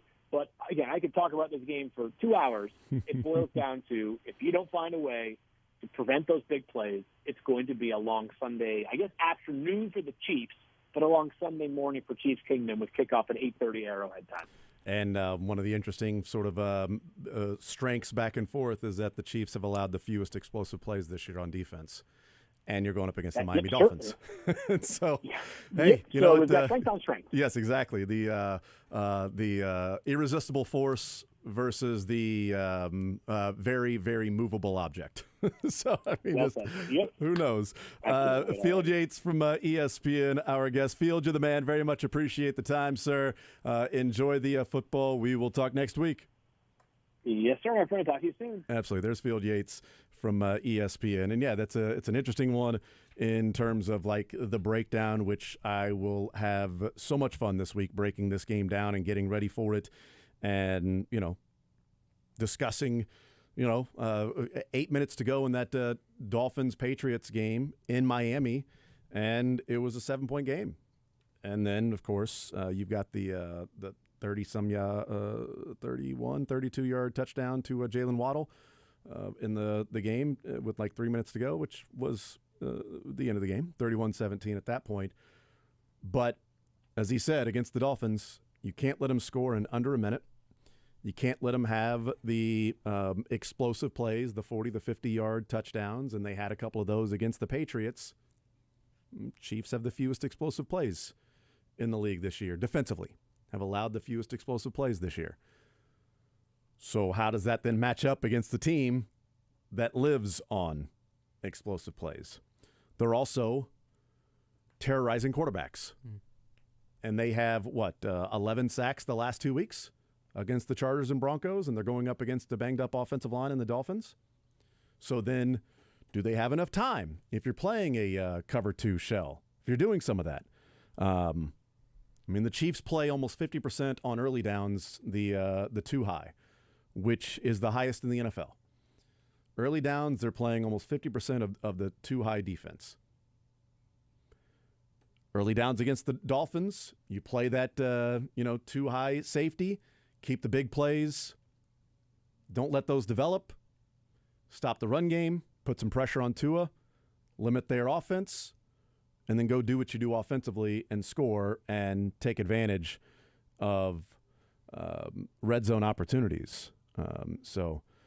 They also have done a really good job, the Chiefs have, of mixing up coverages. The stat I saw the other day was that on early downs, as we talked about the Chiefs, the 2 high, but on early downs, the Chiefs have now you have 2 high with different types of coverages there, but on early downs, or maybe it's on first down, that the Chiefs have not played a coverage, one specific coverage, more than 20% of the time. Interesting. That early downs, they are just cover 0 or cover 3, cover 2, man-to-man. Like they're doing a lot of different things on early downs, while also on early downs playing 2 high and making sure those big plays are not there. So they're able to pressure the quarterback. But it's also one of the reasons why they can be susceptible to the run game. Okay, well, the Dolphins are killing you in the big explosive passing plays. You still got to worry about a Mostert breaking one for 80 yards because he also likens himself to a cheetah. They're an incredibly explosive passing offense who genuinely has a rushing offense that can be as explosive. Yeah. That's a very dangerous thing. You got It's what has speed kept all me, over the field. It's what's kept me a believer in them despite losing to good teams and thumping lesser ones. I am so excited for this game. And frankly, I wish it was happening today, maybe tomorrow. The what will be a real sort of juxtaposition of the last few years in the Chiefs' offense and evolution, or some people might say devolving, in a way that you're going to see an offense that has speed all over the field. Yep. And Tyreek Hill and Waddle and Mostert, and they got speed. They're going to stretch you deep. They're going to stretch you horizontally. They're going to have motion everywhere. They're going to put different guys in motion. They're going to make sure that you don't get a hand on them, as they come out of when they're snapping the football to start their routes, so that their timing isn't messed up. All these different things we used to talk about with the Chiefs, with Tyreek Hill and McCole, and you had Damian Williams, who was fast, and you had Sammy. You had speed over the field, and now the Chiefs look like the slow team with the slower wide receivers. They're going up against the speed running back, speed wide receiver. And they've got the personnel for it defensively, you would think, right? I mean, we have full faith in these defensive backs. The linebackers, again, even without Bolton, but with Tranquil and hugely pending Willie Gay, that would be a legitimate, massive problem at a terrible time for this Miami game. Because back-to-back games losing Nick Bolton and Willie Gay. And his skill set specifically, like he is a freak athlete at that position in a way that's hard to quantify without being super hyperbolic. But you could make a reasonable argument that he is the best athlete linebacker in football. There are a lot of other great arguments, and there are other guys who have other intangible things that come with that make for better line. But just purely the physical traits of Willie Gay, he's upper echelon. Yes. Now all of a sudden, Drew Tranquil and Leo Chanel and Jack Cochran are your three linebackers. Less excited about that. And also, how are you going to find your matchups when Tyreek Hill is in motion all the time? Yeah. The Chiefs are going to need, this is another thing where it's just very good that Tranquil missed exactly one snap yesterday. Yeah. They're going to need to have their communication very much on point. They need to have a plan for when Tyreek Hill goes into motion and stops, when he goes into motion fully, when he goes into motion fully and then goes back again. All of the different little spin-offs of the queen on the chessboard that Tyreek Hill is, they got to have something for every version of it. I mean, they were showing a highlight of one of the Dolphins plays yesterday, and I can't remember which one it was. I don't know if it was like a big touchdown or it might have been just like a 15-yard gain or something generic like that. By the way, generic 15-yard gain at times with their offense is what it seems. But they showed the play in slow motion, and it was Barrios is number 11, right? I think so. It was like he's 0. Is he? Hold on. He's Would you please get it together? He's 0. Okay, so Braxton Berry Ose. Barry Ayers. Is 11 River Craycraft? Oh, yeah, he might have been. Cedric Wilson? Cedric Wilson, it looks like. Okay, so they showed a play to where it was Jalen Waddle and Cedric Wilson went in motion at the same time, but at different times. So Cedric Wilson starts going in motion, and then Jalen Waddle goes in motion, but then they both come set for like a split second. And then Cedric Wilson goes back in motion the other way. As soon as he stops, then Tyreek Hill goes in motion. And it was like 3 guys all went in motion at once, but there were 4 different motions. Crazy. All before the snap. Like, some of that, or a lot of that, can be window dressing. Yep. But it's also just your communication better be on point to know exactly what you're going to be in. And that is one advantage that the Chiefs do have, is that they've got a lot of players on the field, secondary-wise, that have played together for a while, and their communication seems to be really good. And L'Jarius Sneed will not be going up against a big physical wide receiver, which, certainly Cortland Sutton has given him some problems. But they are going to be going up against the most athletic wide receivers they've faced this year and will face this year. because they face some pretty awesome wide receiver groups in Justin Jefferson and Jordan Addison. They'll face, Jamar Chase and T. Higgins, but that is not the Tyreek Hill, Jalen Waddle, that speed, quickness. And while I say like the Chiefs feel like the slow team, and I know that MVS and Justin Watson have speed and McCole Hardman's there, those guys feel like longer ramping up, where it feels like Tyreek Hill is full speed fast. Jalen Waddle is, shot out of a cannon, like fast. Raheem Mostert, boom, full speed, fast. Like those guys are Ferraris where, it feels like, MVS and Justin Watson can get to really fast speed. It's just going to take a little bit more. Not only that, those guys are really fast and really quick, and they're not just running straight down the field. They're doing a lot of different things. It's going to be an amazing matchup coming up on Sunday. And maybe the Chiefs getting punched in the mouth and being lethargic against the Broncos, whether it's a splash of cold water or a back to the drawing board or a wake your butt up and get ready. And also, hey, this is the biggest matchup of the entire season is in Germany. It's on Sunday at 8:30. And what do you do to respond? Because you're both 6-2 right now. It's the 1 and the 2 seed. And the 4 top teams in the AFC are all 6-2. It's a huge game on Sunday for the winner, huge game on Sunday for the loser, in where the conference will end up being aligned. We'll take a timeout. We'll come back. We'll hear from Andy Reid and his Monday press conference coming up next.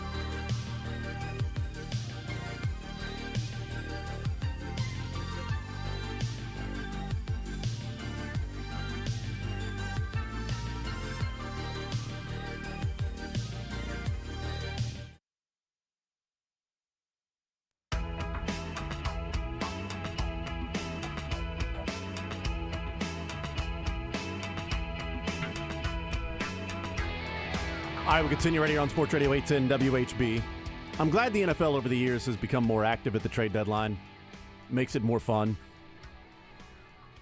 One of the things I was going to ask Field, but we sort of ran out of time. I wanted to get his thoughts on the Dolphins. Was that, does the NFL look into moving the trade deadline back?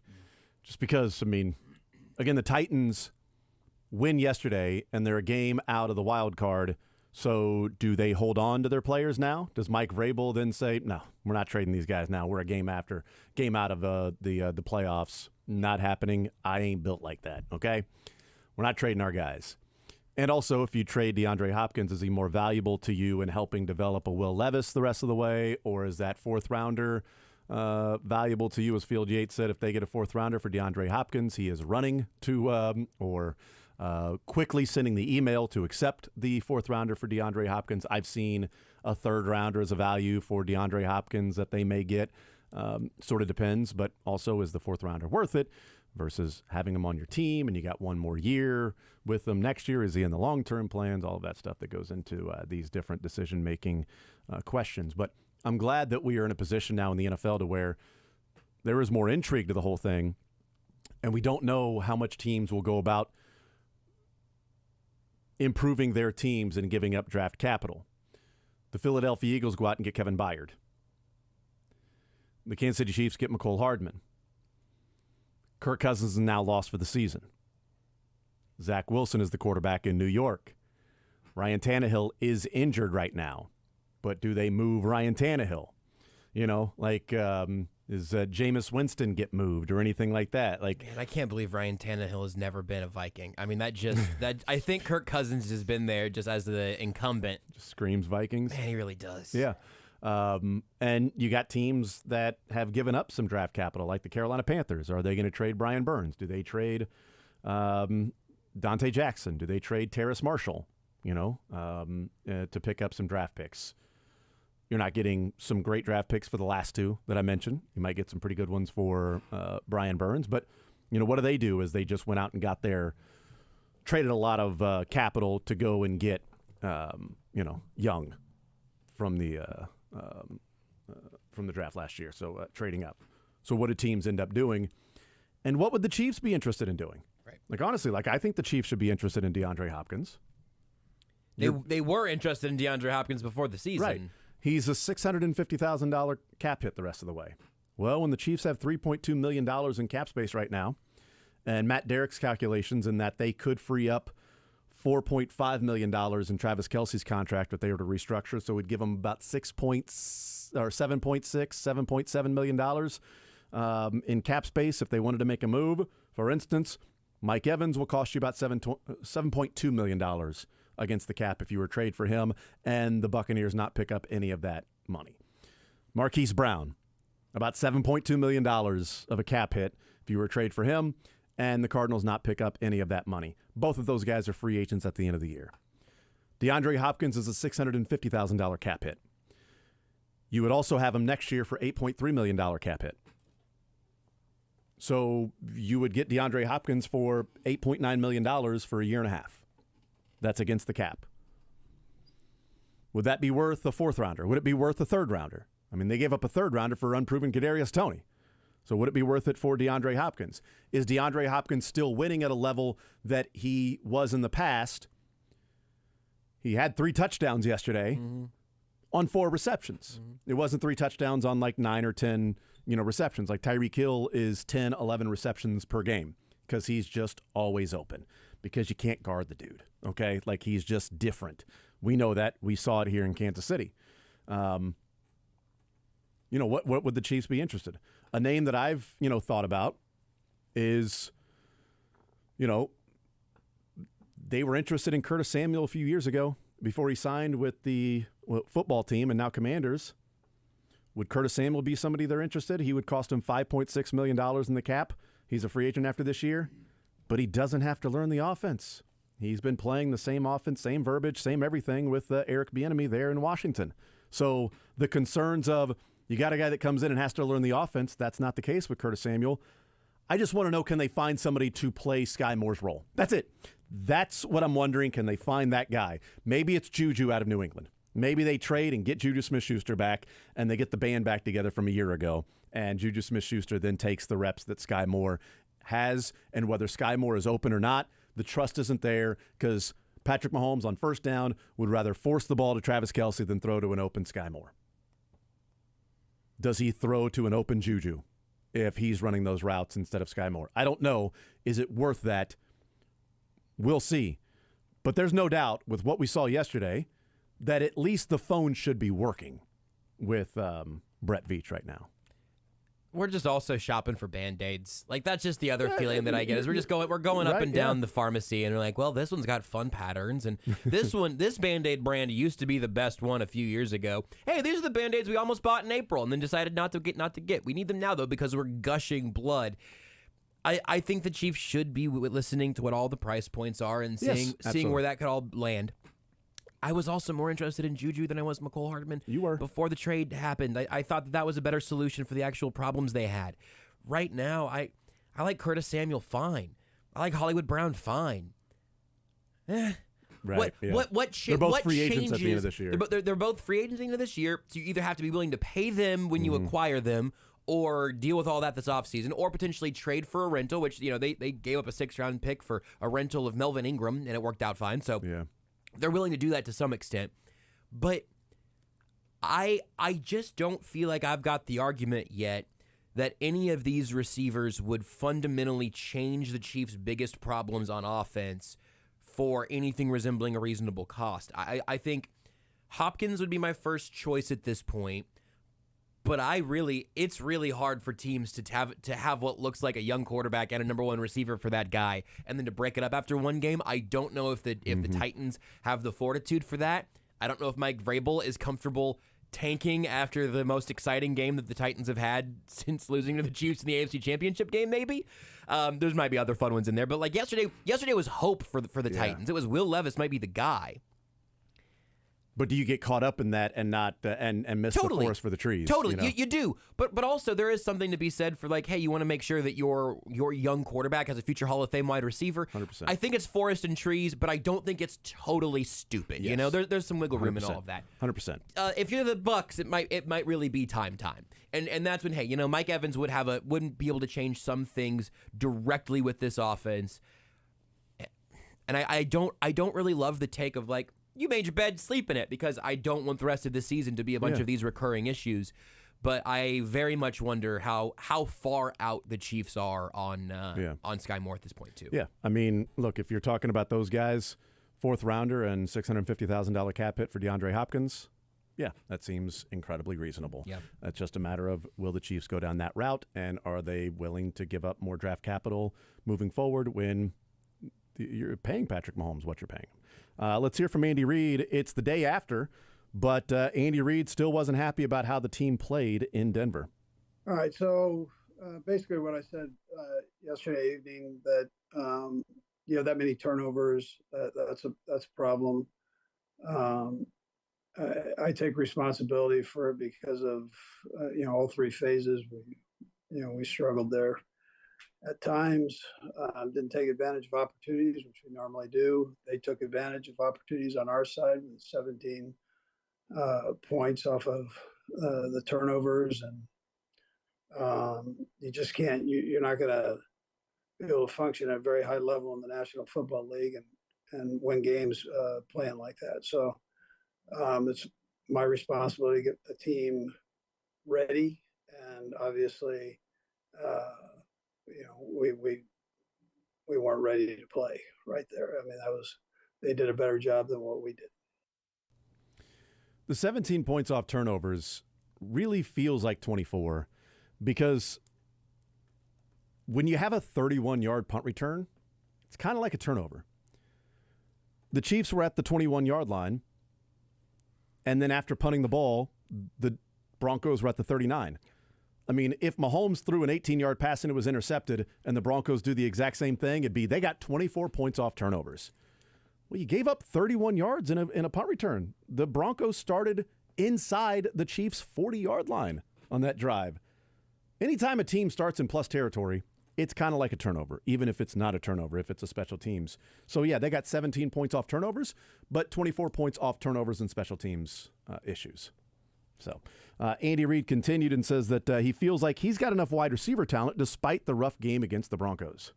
Well, I do. It was a combination of things. It was one of those where we were kind of chasing, whether it was starting with me with a play call, whether it was the play that was called was okay, but we had a breakdown in protection, whether the protection was good and the play was good. We, receiver dropped the ball or we didn't make the right read, from our quarterback side, and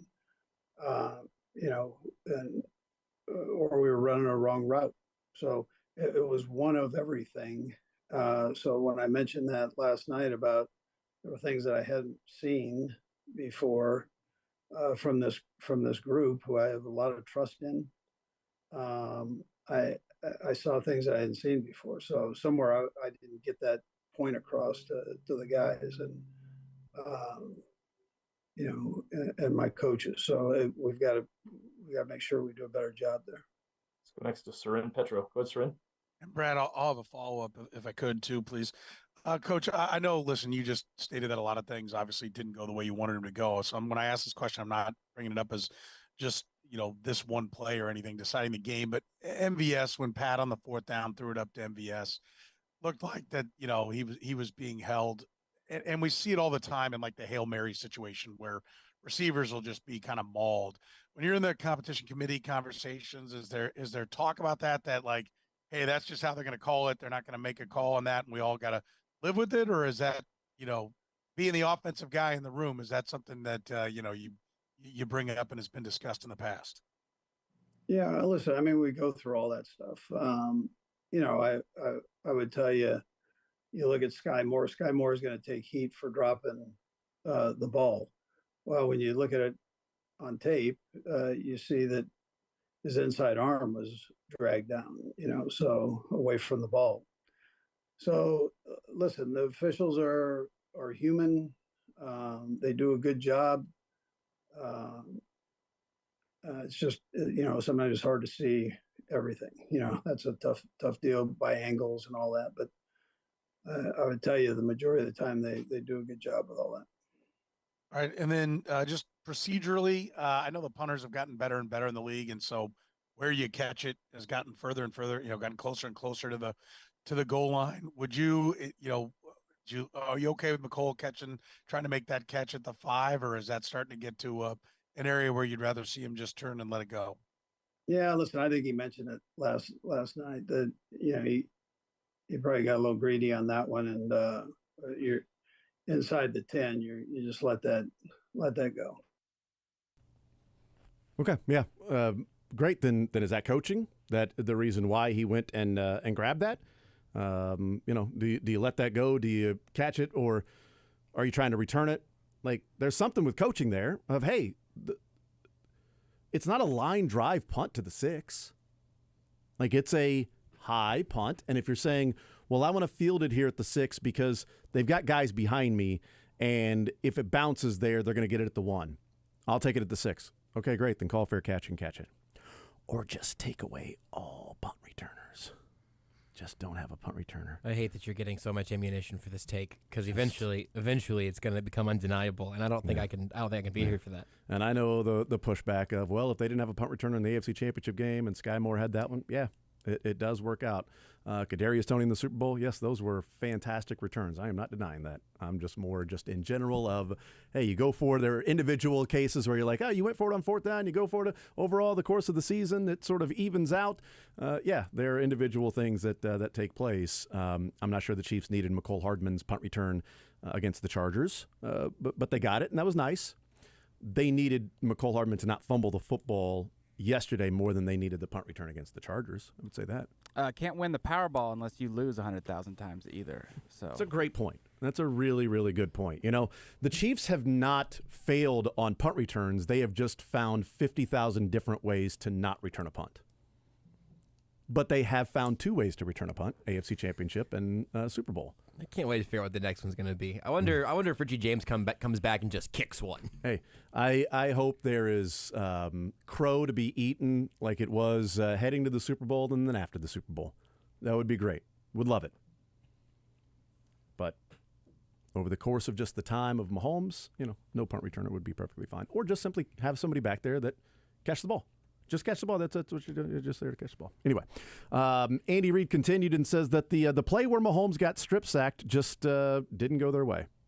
Yeah. Well, obviously a completion, more of a down there against that defense, and we're going to say the same thing this week. So it's the same defense. Is you have bang bang calls, and you've got you got to get the ball out fast, and if that's not there or available, then you're going to hang on to it and try to make a play. But that was the call, was one for a bang banger. It just didn't work out the way I wanted it. Let's go next to Matt Derrick. Go ahead, Matt. Hey, Coach, this is kind of a historical, philosophical question, but seems appropriate with you playing the Dolphins. And they're doing a lot of things with Tyreek, with jet motion that you did with him. I know, Bill Walsh going back, hey, pre-snap motion's been part of the West Coast offense from the beginning. I know he told a story about Bob Trumpy lining up on the wrong side one day, and when he switched over, seeing the confusion it causes. But for you, how did that pre-snap motion, motion and the jet sweep motion kind of evolve with you as kind of a eureka moment in the offense? Yeah, so I know that story about, from Bill Walsh. One of the things that you're always trying to do is give your quarterback a tell. So you're not just going to motion to motion or shift to shift or jet sweep to jet sweep, motion it. So, you're doing it for a reason, to try to give everybody, not only your quarterback, but everybody there, including the offensive line, an opportunity to see if there's an adjustment that takes place with it from the defense. So, and you watch us. I mean, we motion almost every play. It's we've got something going on there, whether it's just a little short motion or we're flinching a motion. You see Trav do that where it looks like he's going to go on one side, comes back just off of one step. So, it just gives you an idea of what the defense is really going to show you. Defense is disguised very well, Matt, and so any pre-snap read that you can get, should be able to help you. It's a lot of it. There's going to be a lot of motions on Sunday morning. Boy, I mean, if you are in Germany and you are not familiar with American football, and you go to that game, all of the movement before the snap, and then if an offensive lineman moves their foot, it's a false start, but everybody else is running everywhere at the same time, and then this guy's actually running while the snap is going on, but this guy can't move. Oh, it will be really confusing for you. Wait till I tell you about football inside. Not inside big stadiums, but inside inside of arenas. Technically, it's a whole thing. Speaking of that, Andy Reid talked about the logistics of the game in Germany. Yeah, McKenzie, it's a longer plane ride. So you've got to make sure that you handle that part right. It's a different time zone by quite a few hours. And so you've got to make sure that you handle that part and get some rest on the plane. We take everything into consideration from hydration on. So, and then how we practice once we get there. And so we leave on Thursday. We try to get our work done here and then get over there and still give ourselves time to kind of get in line. The game, I think, is an 8:30 a.m. game here, or somewhere in that area. So it's it's a bit different that way, but there is an excitement to it too. I mean, of going over there playing, and then you get to play a good football team, which we we enjoy doing that. Coach, on the Germany front, I think I saw that the Dolphins are going over today. You're not going over till Thursday. I'm just curious what what experiences, different things. What brought you to the decision to go when you are going over? Yeah, everybody kind of does it a little different. We did this a couple of years ago when we went to London. I've done it before with other teams, and so I just it worked. So I've kind of stuck by it. And we'll see how it goes. There's a anyways, that's I'm not sure there's any right or wrong way. I mean, teams have done it all different ways, but I've had success doing it this way. We'll see. I mean, I think it's going to be interesting that the Dolphins heading over today and the Chiefs heading over Thursday, and Andy Reid saying, leave Thursday, get there, try to get in line, sort of time zone everything, that it's going to be 8:30 a.m., the Chiefs clock. It'll be closer to an afternoon game with the Dolphins clock because of the fact that they'll be over there for 6 days and their jet lag and trying to get acclimated to playing an afternoon game. The Chiefs will have a couple of days of that afternoon game being an afternoon feel for them to at least try that. One more, Andy Reid says that there is an art form in putting bad games behind you.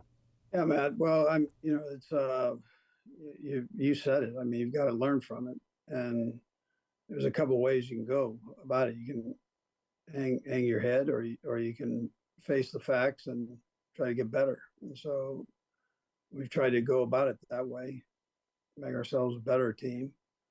I don't know if that ties into the wins or losses after a bad game, but I mean, that's the way we approach it. And we've got good players here and good coaches, and there's a small margin between winning and losing in this league. And so you got to stay on top of your game all the time, every minute of it. So you start with that, and then you go to the rest of it, things that we can learn from. We'll see. We'll see what they end up doing. We'll take a timeout. We'll come back. Wrap this hour coming up next.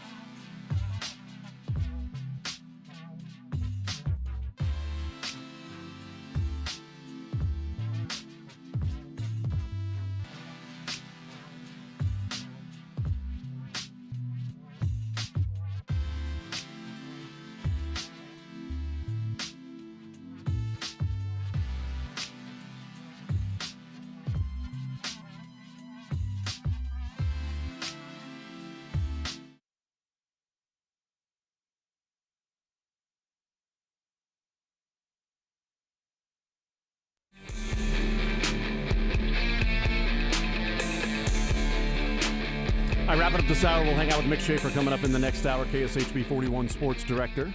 He'll be heading to Germany later on this week, in a few days. We got to learn funniest best with Mick Schaefer and continue our conversation with what we have been talking about today as the week goes on. And certainly tomorrow with Braden Gall and some more college football stuff, we'll talk a little bit more about OU taking care, or KU taking care of OU and K-State taking care of Houston. We talked briefly about that to start the show, just what the weekend was, and then certainly sporting last night as they get set for Game 2 of the best of 3 with St. Louis on Sunday late afternoon. But a big one coming up this weekend with KU at Iowa State, K-State at Texas, and Mizzou at Georgia.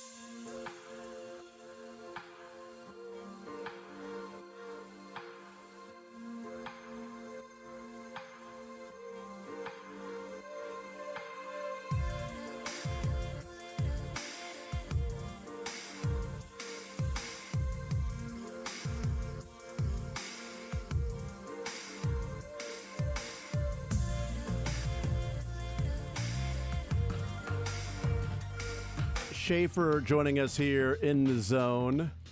Mick, how are you? I'm good.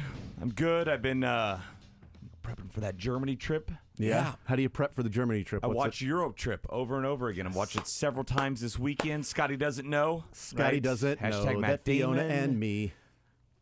It's a movie.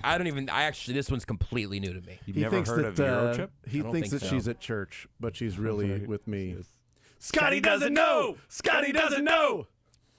Error.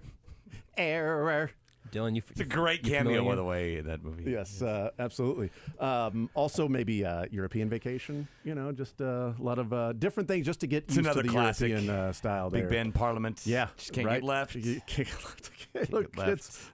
Look, we know, Dad. Big Ben Parliament. So, did you know that the Rusty in that movie, because there's different Rustys and Audreys in everyone, Every right? one of them, yeah. The Rusty in that movie, believe, is Blake Lively's brother. Really? Really.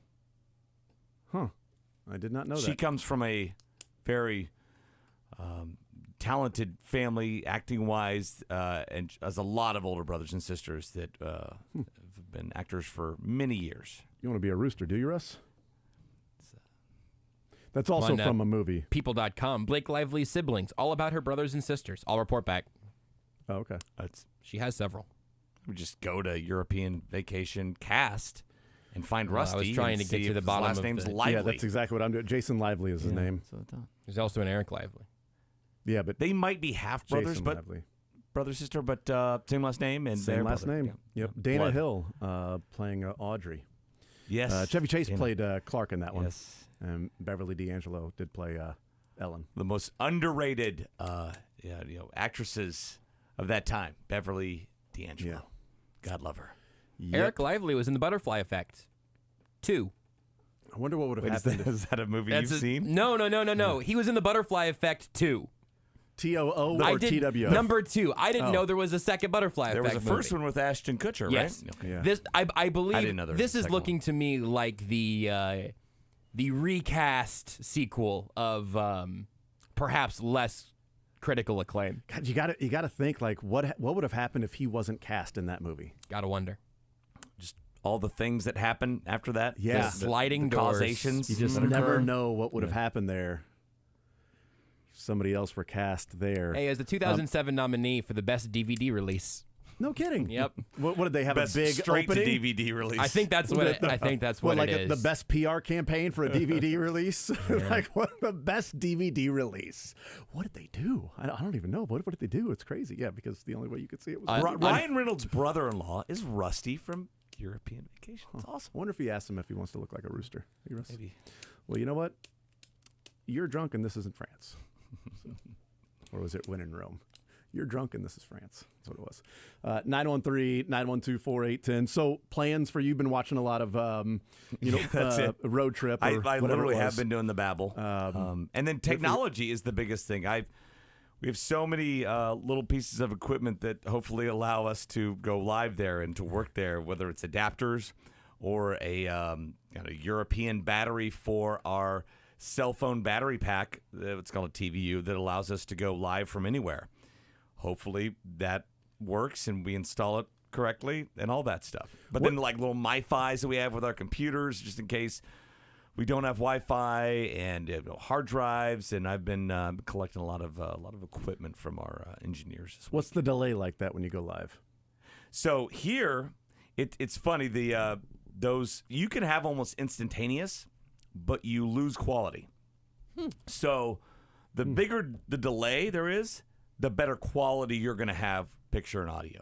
If you want instantaneous, you have it, but it might be a little grainy, right? Might be a little pixely, whatever. So over there, I don't know, maybe an hour. It's going to be the awkward, let's go to Mick Schaefer live in Frankfurt. Head nod, head nod, head nod, head nod. Head nod to... Head nod, head nod, head nod. Yeah, head nod. Head nod. Yeah. Head nod. Well, Mick's not. Oh, thanks, Kevin. Yeah, Kevin. And then you get halfway through. Thanks, Kevin. You know, here in Germany, the Chiefs arrived earlier today, and they went to their hotel. Yeah. They went to their hotel because then at that point, like, we'll mix it. Oh wait, no. And there are rules there. Now, not everybody always obeys them. Of no crosstalk at the end. No way. No, and then if you say thanks to me, I do not say thanks back. No way. Nor should you. ESPN actually has those rules because the delays. Because you're like, hey, thanks so much, and then they'll go to something else, and then 2 seconds later, hey, you're welcome. As they're going to the next piece of video. Whenever we have a long delay, we try to end our sentence with the other person's name. Yeah. The Chiefs played that way, Josh. They sure did, Jason. So you are heading out Wednesday or tomorrow? No, I'm leaving Tuesday, getting there Wednesday. A time change in the flight. That's a B. Well, 6-hour difference. So you will be part of the welcoming committee for the Chiefs arriving and everything like that. Yeah. Do you think your body will be acclimated to an 8:30 a.m. start on Sunday? No. I'm still dealing with spring forward from March. Yeah, okay. And we're about to fall back. Do you think your body will be acclimated to an 11 o'clock kickoff for Sporting in St. Louis on Sunday night? Yeah. For you. Locally for you, it like would 11, be 11 o'clock. 11:30. No, and is my body going to be acclimated to a 1 a.m. Mill Valley Spring Hill kickoff on Friday night / Saturday morning? I'm going to say no. I'll be up until 3:30 watching that. Good for you. Hopefully, that's another thing. Like, YouTube TV doesn't work over there, but supposedly most other websites do. Hopefully, the one I'm going to be streaming the game on will work. And then Bedlam will be at 8:30 German time on Saturday. Nice. Hopefully, I can't see that. I just want to avoid that. Let's. Why is that? Just Sorry, give me the score. You mean the faltering Sooners are scaring you? Yeah, well, coming off a loss. I've seen this movie before. As I told my son, he's like, "Well, you don't think we'll win?" I'm like, "Son, they've won eight times in my life, and I'm 46. Okay." He's like, "Yeah, they've won 3 times in mine, and I'm 16. I'm like, that's a similar pace. Yeah, right. I mean, it's a similar pace. I did the math. It's Roughly. almost the exact same pace. It's about 9, whatever. But on the Chiefs game on Friday, you had the Chiefs winning 45-3. I think it was over the Broncos. I wrote it down. That was you. I wrote it down and incorrectly. I said, what planet are you guys on thinking this is going to be anything but a one-score game? And I was wrong, too. It was not a one-score game. I wrote it down for you 27-23, but I heard 45-3. Yeah, that's what I wrote 27-23. I was winking 45-3 at you. You had a big ass score, didn't you? What was the score? I had it 34-10. Yeah. 34-10. Yeah. Good job, Jason. I mean, 24-9 is freaking close. Don't worry, the Men in Black guys are going to come in here and they're going to erase all your memories before the picks on Friday. We're like, oh God, the Dolphins. Yeah, we're going to roll 37-17. No, I wouldn't pick that. I pick them to win big against bad teams. Against the Chargers, that's also silly. Against the Chargers, I picked them to win by 3 points. I think. How often and then do they won by win 14. big against bad teams? Not very. It's like you guys don't. They have won memory. 41-0. Do you have a memory of the Bears game? I do. That's called an anomaly. But it happened this year. It's an exception. But it happened this year. I have a memory of the Texans game last year too, and like every Broncos game the last 3 years. Those were last year though. Oh, okay. Those were last year. Even the What Broncos. about the Jets game? I remember that one. Even the Broncos. Well, it could have been 30. Even the Broncos game was an 11-point game. I mean, even the win was still double digits. That's right. Still wasn't a one-score game. It's very convincing, wasn't it? Yes, It was absolutely. very convincing. Some would say dominant. Yeah, absolutely. Some would. Idiots would say They were dominant. by 16 points. I mean, if they were up 30-14, would that feel different than 16-0? It would actually. Absolutely. Yes. Like, wow, they were dominant. They beat them 30-14. They beat them 16-0. Oh man, it just didn't feel like as good of a game. It just felt like, it just wasn't all that satisfying. Look! I got that score way more right than you, and but I'm 100%. feeling bad now. Yeah, you should. You hate turned the around and like Chiefs. I feel like no, I got that way wrong. I was gonna come in here just peacocking it, being like, hey, well, a nice As you prediction should. last week, Jason, and as you should be. Now I peacocking feel like the idiot. No, you should be peacocking it. You had KU money line. Didn't I? You had Chiefs barely winning. I had.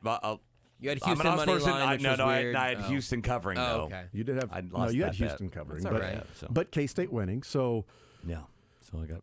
You went 2-1 in the teams winning. I went 2-1. Josh went. I had a big 2-1 2-1 though. That's a big. Dylan Taking went KU 2-1. money line was. That's true. That's the bigger one for sure. Yep, absolutely. Dylan also went KU money line, I think, but I Dylan didn't hear anything yesterday about you hitting the bet. KU went Dylan money line. They sure did. Dylan went KU money line, went K-State minus the points, and a close game for Chiefs and Broncos. He probably was the closest of all of us. If you add all of those together. If you just don't remember what I said before the score for Chiefs Broncos, if you only remember what I said before the score, I had great analysis. Yeah, but then a 17-point win. Yeah, but I mean, look, nobody's perfect, and I'm going to take my half point there, and going to go ahead and say me and Dylan have the best weekends. No, Dylan was awesome. He was on fire. I was going to say, Mick drug me into the KU money line, so I won't. I gave you the confidence to say it. He gave me the confidence you know, with my chest out to say it, so I appreciate that. And let's be honest. Let's do it.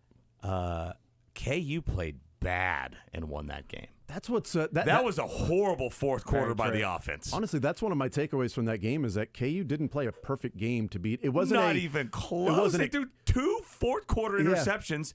They slid at the one when they shouldn't have, and then they scored at the one when they should have slid. That was a lot. Like when he didn't go church mode, I'm like, who didn't watch Super Bowl 57? Yeah, and I get it's rainy and you're down 1 there. It's not like you're up 1 or you're tied. And their kicker hadn't been great that day or that season, but maybe lived to see another play and score with 20 or 30 seconds left. Yeah, the takeaway from that game, if it's like if it would have been, look, KU played an A game and Oklahoma played a B minus C plus. Well, still, you made Oklahoma play that B minus C plus game. One of my big takeaways from that game is that B minuses there, I think. KU won without playing their A game. If KU played their A game, it wouldn't have been close. It would have been closer to what the beginning of the game was. I thought the rain delay helped Oklahoma because Oklahoma can be like, okay, let's calm down. We're in for a battle here. Okay, they didn't have to get to halftime. All of a sudden, they're down 28-6 at halftime. And half the crowd left too. That's exactly right. Yes. How many people were there? And maybe in the your second biggest half? win ever. Yeah. So I thought the rain delay helped Oklahoma because it was all right, let's get our bleep together. And they already had momentum. They came back from the lightning delay and they scored and they kind of kept it. And you're like, okay. And all of a sudden they took the lead and you're like, oh well. But yeah, OU lost to a backup quarterback who played a horrible fourth quarter. Yeah. And then made just a phenomenal play on fourth down. The fourth down play was great. And then makes up for it. It's just but you know what? That's a college quarterback. That, they're on scholarship for a reason, so they clearly can play the game of football, so they're going to make some plays. But they're also a backup quarterback and not a NFL draft pick, so they're going to make some mistakes along the way. And it was just a great day for KU in that win. It was a great day in terms of K-State just simply smothering Houston to the tune of 41-0. They took that Oklahoma State loss personally. They have averaged 40 points a game since. I believe they've given up now an average 8 points per game. And it's just dropped from 21 to 3 to 0. Shutout Houston was, any shutout in college football in conference play, I don't care who you're playing. That's impressive. That's one of them that I would peacock is the read on that game with just K-State's going to demolish Houston. And speaking of taking stuff personally, Will Howard has outplayed Avery Johnson ever since that 5-touchdown game. Yep. Will Howard has got his bleep together, and he is playing some good football. He had a bad game against Oklahoma State. And, that shouldn't be enough. Again, the Men in Black guys are here, but let's remember last year's Big 12 championship. Yeah. No, he's clearly got the talent. He's got the ability. He had a couple of bad games, and then it's like, okay, is this now Will Howard going to be the rest of the year? Avery Johnson, is he growing into that role? Avery Johnson be like, okay, well, now teams are game planning for me, and they're going to realize I'm going to pull it a lot on that zone read. Right. So I'm going to keep it. I'm going to be the one running. So I'm leading drives that are stalled. We are going to fumble on one drive. And And then K-State still got to stop when Avery Johnson came in and fumbled. Still got a stop defensively. I think that was the missed field goal or whatever, but still gave up 2 yards or something like that. It might have been negative. I can't remember exactly what took place on that drive, but still, you fumble, you get the ball back, you're up 14-0. Okay, there's an opportunity, Houston, get right back in this game. Nope, 14-0, getting the ball back, go score. Talking about some huge games this weekend for the Big 12. You have massive, 5 teams tied atop, and you have 4 of them playing, right? Yep. K-State and Texas, Oklahoma and Oklahoma State. And then you have Iowa State's just kind of lurking back there, right? In the shadows. Little engine that could. They have to have a couple more losses on their schedule, but I would have thought they wouldn't be, 5-1 right now, or whatever they are in the Big 12. I mean, they're a game ahead of Kansas right now. I mean, KU's going on the road. Iowa State's favored there. I mean, I would not have guessed KU sitting, 6-2 on the season, coming off a win against Oklahoma, would then be going to Iowa State and would be a 2.5-point dog. Yeah. At 3-4 weeks ago, that would not have been my guess as to, okay. I think that line's off, though. Yeah, I do, too. Yeah. I'll take KU to win that game. Well, Curtis last night was applauding Vegas for some line. I'm like, you know what? They got the KU game way wrong, okay? Let's acknowledge when they don't get it right. Iowa State quietly has scored 87 points the last 3 games. I mean, they're starting to score a little bit more. It was this offense is awful. Now it's like, okay, they're scoring some points against some teams that have some pretty bad defenses. And it's but KU's defense has struggled too. It's a different approach now, projecting the last month of the season. Now that you have this unbalanced schedule in the Big 12, not everybody plays everybody anymore. Before we were like, well, they haven't played this team. Well, you know what? Oklahoma State's not having to play Texas this year. If they could get by Oklahoma, they have 3 newbies left, right? And UCF and Houston and BYU, all games they'll be favored in. Yep. This is a big weekend. And Iowa State, while they're sort of there lurking, their last 4 games are Kansas, at BYU, and then Texas and at Kansas State. Yeah, their last 4 games are loss, win, loss, loss. Yes. So they might be there, but KU's got a tough stretch. They still have KU, which might be got to be the biggest sunflower showdown K-State in a long time. November 18th. And if KU gets through Iowa State, Texas Tech, and Kansas State gets through Texas, and then they should take care of Baylor at home. Although that's your, quote-unquote cliche trap game. If you go down to Texas and win, and you return home against a bad Baylor team, and you got Kansas the next week, trap game. But if you talk trap game a lot leading up, and you hear trap game a lot leading up, can you make the trap game excuse? Like, listen, you had a reporter ask you every day about trap game, okay? You gave the same answer. So you can't claim, like, oh, gosh, these guys didn't even see him coming. They just snuck up on us, right? You can't claim that because we were talking trap game the entire week. But I think subconsciously, if you know the trap is there, you can't blame it if you get caught up and, snaked up in the tree, okay? You can't. But subconsciously, you think like, oh, I'm home free. There's no trap here as I'm running through the woods. Or, hey, guys, there's a trap there. Yeah, but I'm pretty freaking good. I don't know that I have to worry about. Son of a... My leg is now in a bear trap, and my foot is gone, but I'll get him next time. I mean, subconsciously, you might hear it like, oh, no, we're doing what we need to do, but it's college kids. I don't think it's going to be a trap game. I think this is a massive weekend with Bedlam, KU, Iowa State, K-State, Texas, Mizzou, Georgia. I mean, it's huge. And we asked the question last night: who has a better chance, Mizzou or K-State, of knocking off the big boy on the road? K-State. I agree. It's K-State. Yeah, especially when there's an 11.5-point difference in the spread. K-State is a 4-point dog. Missouri is a 15.5. Missouri is the number 14 team in the country, though. 15.5-point dog heading to Georgia. Well, I might like the Tigers to cover. Yeah, we'll see. I'll talk myself into and out of that line about 15 times. Jason's still waiting for him to lose to Vandy. Like, there's still a chance. I'm just worried about that Middle Tennessee State game. Yeah. That one is just lurking right there. Look, it could be a really awesome if it's a 5-0 weekend this upcoming weekend. KU, K-State, Mizzou, Chiefs, and Sporting. Woo! What would be harder for Mizzou? Winning this one game against Georgia or winning out the next 3? I would almost say winning out the next 3 would be a tougher task. I think because those are 2 really good teams if they beat Georgia, I think they'll then take care of business the rest of the way, and that is Tennessee. Famous last words as they say. Florida doesn't scare me. Tennessee at home, Florida at home, at Arkansas. Yeah, neither of those teams really scare me. Tennessee. I think if like Vegas put odds on that, which they probably do, I would say the odds are pretty even on like the upset, right, in Athens, winning the next 3, or would be like even. Yeah, like we could actually do that. We could actually it depends on how far out the lines are. I guess they might not actually have them out that far. But to parlay Mizzou money line for the last 3 games of the year, and then to see what the money line is against Georgia is actually kind of a fun idea. Yeah, I wish there were. They're probably not going out that far. That late. I mean, there's probably websites where you do predictive lines and stuff like that. The issue with Tennessee is that while Missouri's going to Georgia to play, Tennessee is playing non-con UConn. Yes. And well done, SEC, the old November non-con. Hey, Anthony, you think you can go up and help UConn?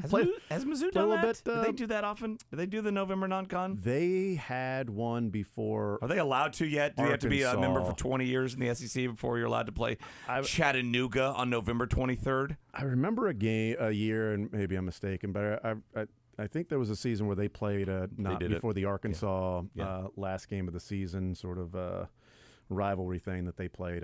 It's probably in a year they have like a conference game in the first 3 weeks of the season. They're probably throwing that FCS game in November. And the SEC does it a lot for the second to last game because they play those interconference rivals from the SEC, like Georgia Tech, Miami, or Florida their State. Excuse and not like, no, we want to get teams in the playoff. No, I think it's part of it. I think you get an easier game so that when you play your rival, the SEC looks better.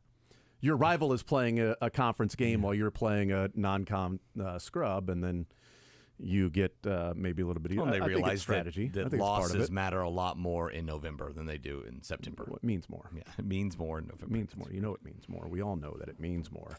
All right, we'll take a timeout. We'll come back. We'll go through a little learned funniest best when we return. But Sporting was just running circles around St. Louis, right? Some would say like I saw a them ring. actually kick midfield players out of the stadium. They kicked them out of their own house. They were awesome. Flying out of the stadium. It was pretty cool how they did that. It's it was very amazing. powerful that they were able to do that. But they were running circles or they were running rings. You could say they were running rings around St. Louis City, and I will say, that of course you can melt down the arch and use it to make some rings. Oh, do that. That would be a lot of rings. But if I had to give the arch and an arch amount of metal to anyone to make rings out of it, I would say to give it to Ruback Fine Jewelry, because once you've been to Ruback one time, you're a customer for life. You can call or text Hal today about scheduling your appointment at 913-649-8811 or visit their website at ruback.co. You're right. Look, we could have given it to Jason Bean. Never a doubt. I mean, never a doubt. Who doubted Jason Bean for even a moment in that game? Certainly not me. Could give it to K-State. 82-3 is the combined score. Their last two outings, by the way. Not a bad stretch for them to be on. But no, you're absolutely right. Sporting Kansas City gets the ring in part because of the dominant victory, in part being in St. Louis, and in part because, God, Kansas City needed it. It was just, we were in a bad place, and it was really nice to be able to hand the post-game show over to the Sporting crew and to be able to hear that on the way home. So Sporting gets the win and gets the ring. So that's brought to you by Ruback Fine Jewelry. Check out their new location in downtown Overland Park, opening on November 1st, 913-649-8811, or the website at ruback.co. Also, as we go to break with the National Lampoon's European Vacation, my brother telling me the game show host of the Pick and the Poke was Sean Astin's father. John Astin? Sure. Well, you know who he is. He's the Addams Family guy. I mean, I'm not familiar with What? Addams Family. Really? I'll be honest with you. Which Addams? He's the Addams Family guy is John Astin. No the dad. kidding. I didn't know that was Sean Astin's dad. Yeah, I'll just I'm gonna have to take your word for it, man. Sorry for topping your story. That's wild. He's Gomez. Yeah. Look at that. Who knew? Mick knew. People that watch movies. Oh yeah, I see it now. At least one of us. I totally see it now. Yep, no doubt. I know who Gomez Adams is. That I've seen. You know some who of Sean that. Astin is? I do now. It's our time. He was Gomez. It's our time now. He's Rudy. Okay. It's Gomez from Adams Family. Josh. Mm-hmm. Who's the wild man now? I don't know what that means.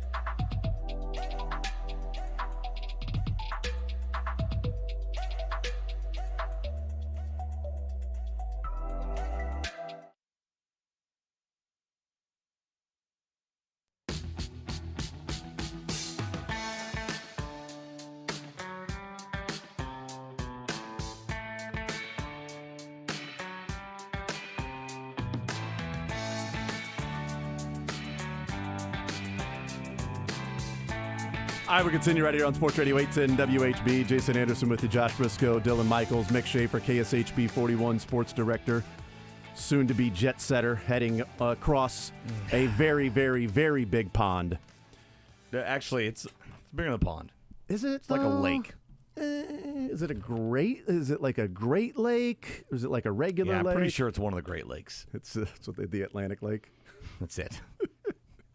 It is time for Learn Funniest Best. It is presented by Pyramid Roofing. For a free estimate, 816-966-1101. Check them out, pyramidroofingkc.com. So what I learned over the weekend, guys, is that apparently so true. Anybody could sing the national anthem. Hell yeah, they could. Anybody could just go and sing the national anthem, just depending on if you're famous or not. But not everybody did. Carl Lewis, Roseanne Barr, and of course in Milwaukee, Flavor Flav singing the national anthem. Not very well, but Flavor Flav sang the national anthem in Milwaukee, and it went as well as you would think. I don't have audio of it. It was just a hot take. Hot take. Better than the other ones you just invoked. Oh yeah. No, of the three, it was the best. He is a musical artist, right? Yeah. He did better than I expected. You have it? It's on Twitter if you want to start scrounging, Dylan. I could probably do the old. Wow, if somebody prepares for Learn Funny's Best, he would already have it to Dylan. Well, that's true. Maybe if somebody did, I don't know. Artist Flavor Flav. I think the last 15 seconds are the most important part.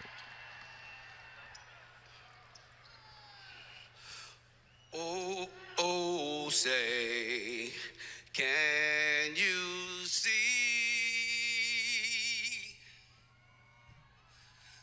by the dawn's early light? Hope you took the It's over. going to be a 5-minute rendition. Yeah, it's a bit of a lengthy one.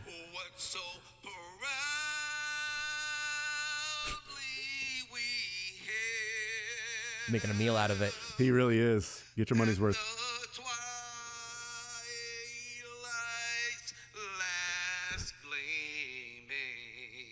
So the last 15 seconds? The dismount's really good. All right, let me fast forward a little bit.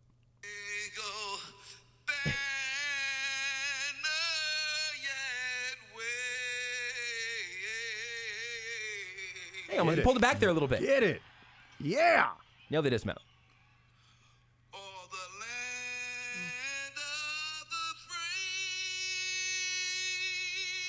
Nailed it.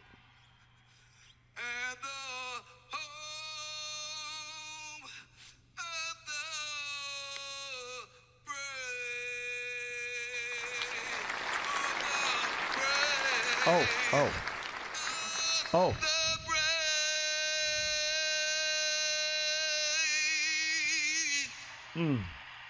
2 hours later. Took him 3 shots, but he nailed it. He did. He got that. That would be a tough one to sing at Arrowhead. Yeah, What game? What game was that ahead of? Milwaukee. Yeah, but Chiefs. Bucks basketball. Bucks basketball. Yep. Chiefs. Yeah, got there. All right. Eventually, we're going to get there. So I learned that Flavor Flav apparently is there to sing the national anthem. So good for him. Weirdly better than Josh? Fergie still. I learned this from Jesse Newell on Twitter last night. It took 102 career games, but Patrick Mahomes only now has more double-digit losses than Super Bowl appearances 3. And one of those double-digit losses was in the Super Bowls. How about that? Oh, wow. How is that?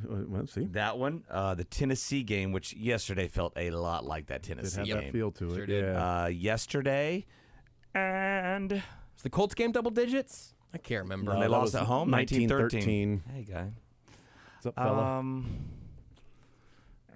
I'll find it. I'm going to go to Mahomes' game. Look. There's got to be an obvious one that we're forgetting, right? Oh, yeah, absolutely. It's, there's a lot of frustrating games in here. Oof. Was it? Was that Bills game? The regular season game? Bills game? Was that double digits? Buffalo 38-20. That's it. Nailed it. Yep. Leonard Williams has been traded to the Seattle Seahawks from the New York Giants. It's fine. He's not a receiver. So, I mean, could be. You don't limit him. Could it be the WR1 for the Chiefs? don't limit him. So that 2024 second, 2025 fifth round pick for Leonard Williams. Interesting. Wow, that's pretty legit. Mick, what'd you learn? I kind of relearned this. I have a Chiefs thing here from Jeremy Fowler. Yes. The Chiefs, sit down, Jason. The Chiefs and wide receiver Richie James are exploring trade possibilities per source. Cool. James, who's on IR but would be healthy for a new team, appears the odd man out after McCole Hardman trade. James had 50 catches, 569 yards, and 4 touchdowns for the Giants in 2002. Perfectly fine with it. Can you recoup something for him? That'd be awesome. Probably not. Go ahead and do that. Can McCole get number 17 back? I don't think he can. That's a good question. Yeah, that's another thing going He would on. have to buy all of the number 12 McCole Hardman jerseys out there. $4. So. $12. All right, Mick, what did you learn? They're dropping in value. Don't say dropping, Nicole. That's true. I relearned this, albeit through a tragedy, that Keith Morrison of Dateline is Matthew Perry's stepdad. Wow, I just learned that right now. Saw that, yeah. You know Keith Morrison, the voice of God on Dateline. Yep. Bill Hader actually does a tremendous Keith Morrison impression. And we see Dateline every day at 3 because it's on our air. Yeah. And I love Dateline almost as much as Bill Hader. And whenever Keith Morrison is doing it, I stop doing anything at work and I watch his episodes. It was a trip down memory lane. Only it didn't get there as the past caught up with the future. It's always like some poem that he starts out every Dateline with. Bill Hader's Keith Morrison is brilliant. He goes, it's like, so you saw your dad's face shot off, huh? But that was wild. That's wild. My wife and I always joke whenever we watch a lot of Dateline. Okay, we always joke about the interviewer to the subject. It's always like, and you would have called the cops, but you didn't do that. We didn't do that. It's Josh Mankiewicz. He always says. Mankiewicz always like, but you didn't do that. But you didn't do that, did you? No, we didn't do that. Or anything else. It's like, but then you would have called the cops. That's when we would have called the cops. Yeah. And then you went and arrested him. That's when we arrested him. It's like the amount of cuts in Dateline that go from the question to then the person they're interviewing saying the exact same thing that they just said. Well, and then they weren't home, were they? They were not home. There are so many reporter cutaways in Dateline just to show the person there and their inquisitive face. We're Dateline fans. I think a lot of times they will shoot the head nods and the faces and the questions separately. We always try to figure out from the actual interview. We always try to figure out. Boy, that's good to know. That's a fantastic little nugget. The other person won't even be in there. Interesting. We always try to figure out what clothes, the main subject they're interviewing, the clothes, is that a jail jumpsuit that they're wearing? They're shooting from almost the neck up, or is that a small little collar there? Is this person, is he arrested for this? We always try to figure those things out. Here's the format. They always eliminate the boyfriend or husband early in the episode, and then they get back to him because it's always the boyfriend or the husband. That's pretty much true, yes. But they need an hour to fill, and right. so they're like, well, cross him off. He had an alibi. Yeah. Let's go back to that alibi. James said he was shopping for bikes, but in reality, he was stabbing Christy. But that's when you should have checked for fingerprints, right? But you didn't do that, did you? We did not do that.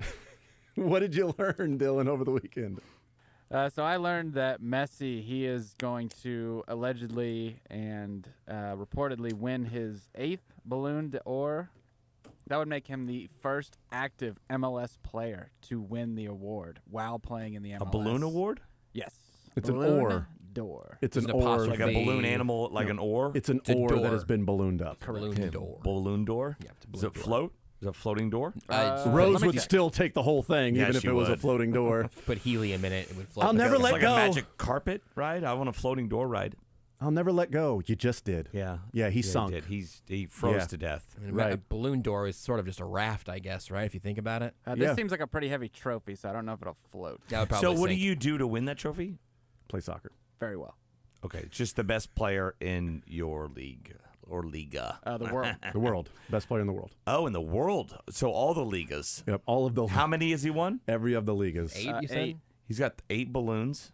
8 balloons. That's a fun 91 little party. One more.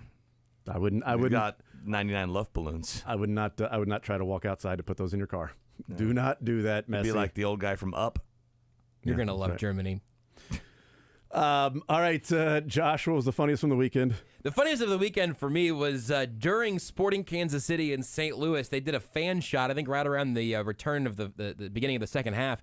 They showed a shot of a fan in the stand, a man in a wolf mask and a St. Louis jersey, conveniently hiding his identity. What? I, first of all, found him. Second of all, traitor! How dare you? This city made you famous, and you switch sides when it comes to football? Wow. No, Also, he's if just you have disguising himself for his next bank robbery. If you have any money tied up anywhere in or around St. Louis, I would advocate getting it out of there quickly, because I cannot confirm or deny the identity of the Wolfman, but I saw him at the St. Louis Sporting. It looked like the same mask. It was the same one. It was the exact same one. Yeah. And to his credit, St. Louis Sporting went into St. Louis and just robbed them.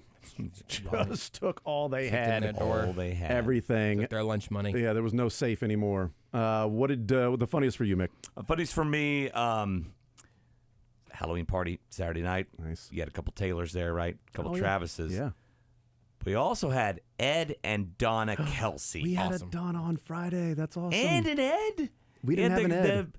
Kind of a gray wig and bushy eyebrows and shirt.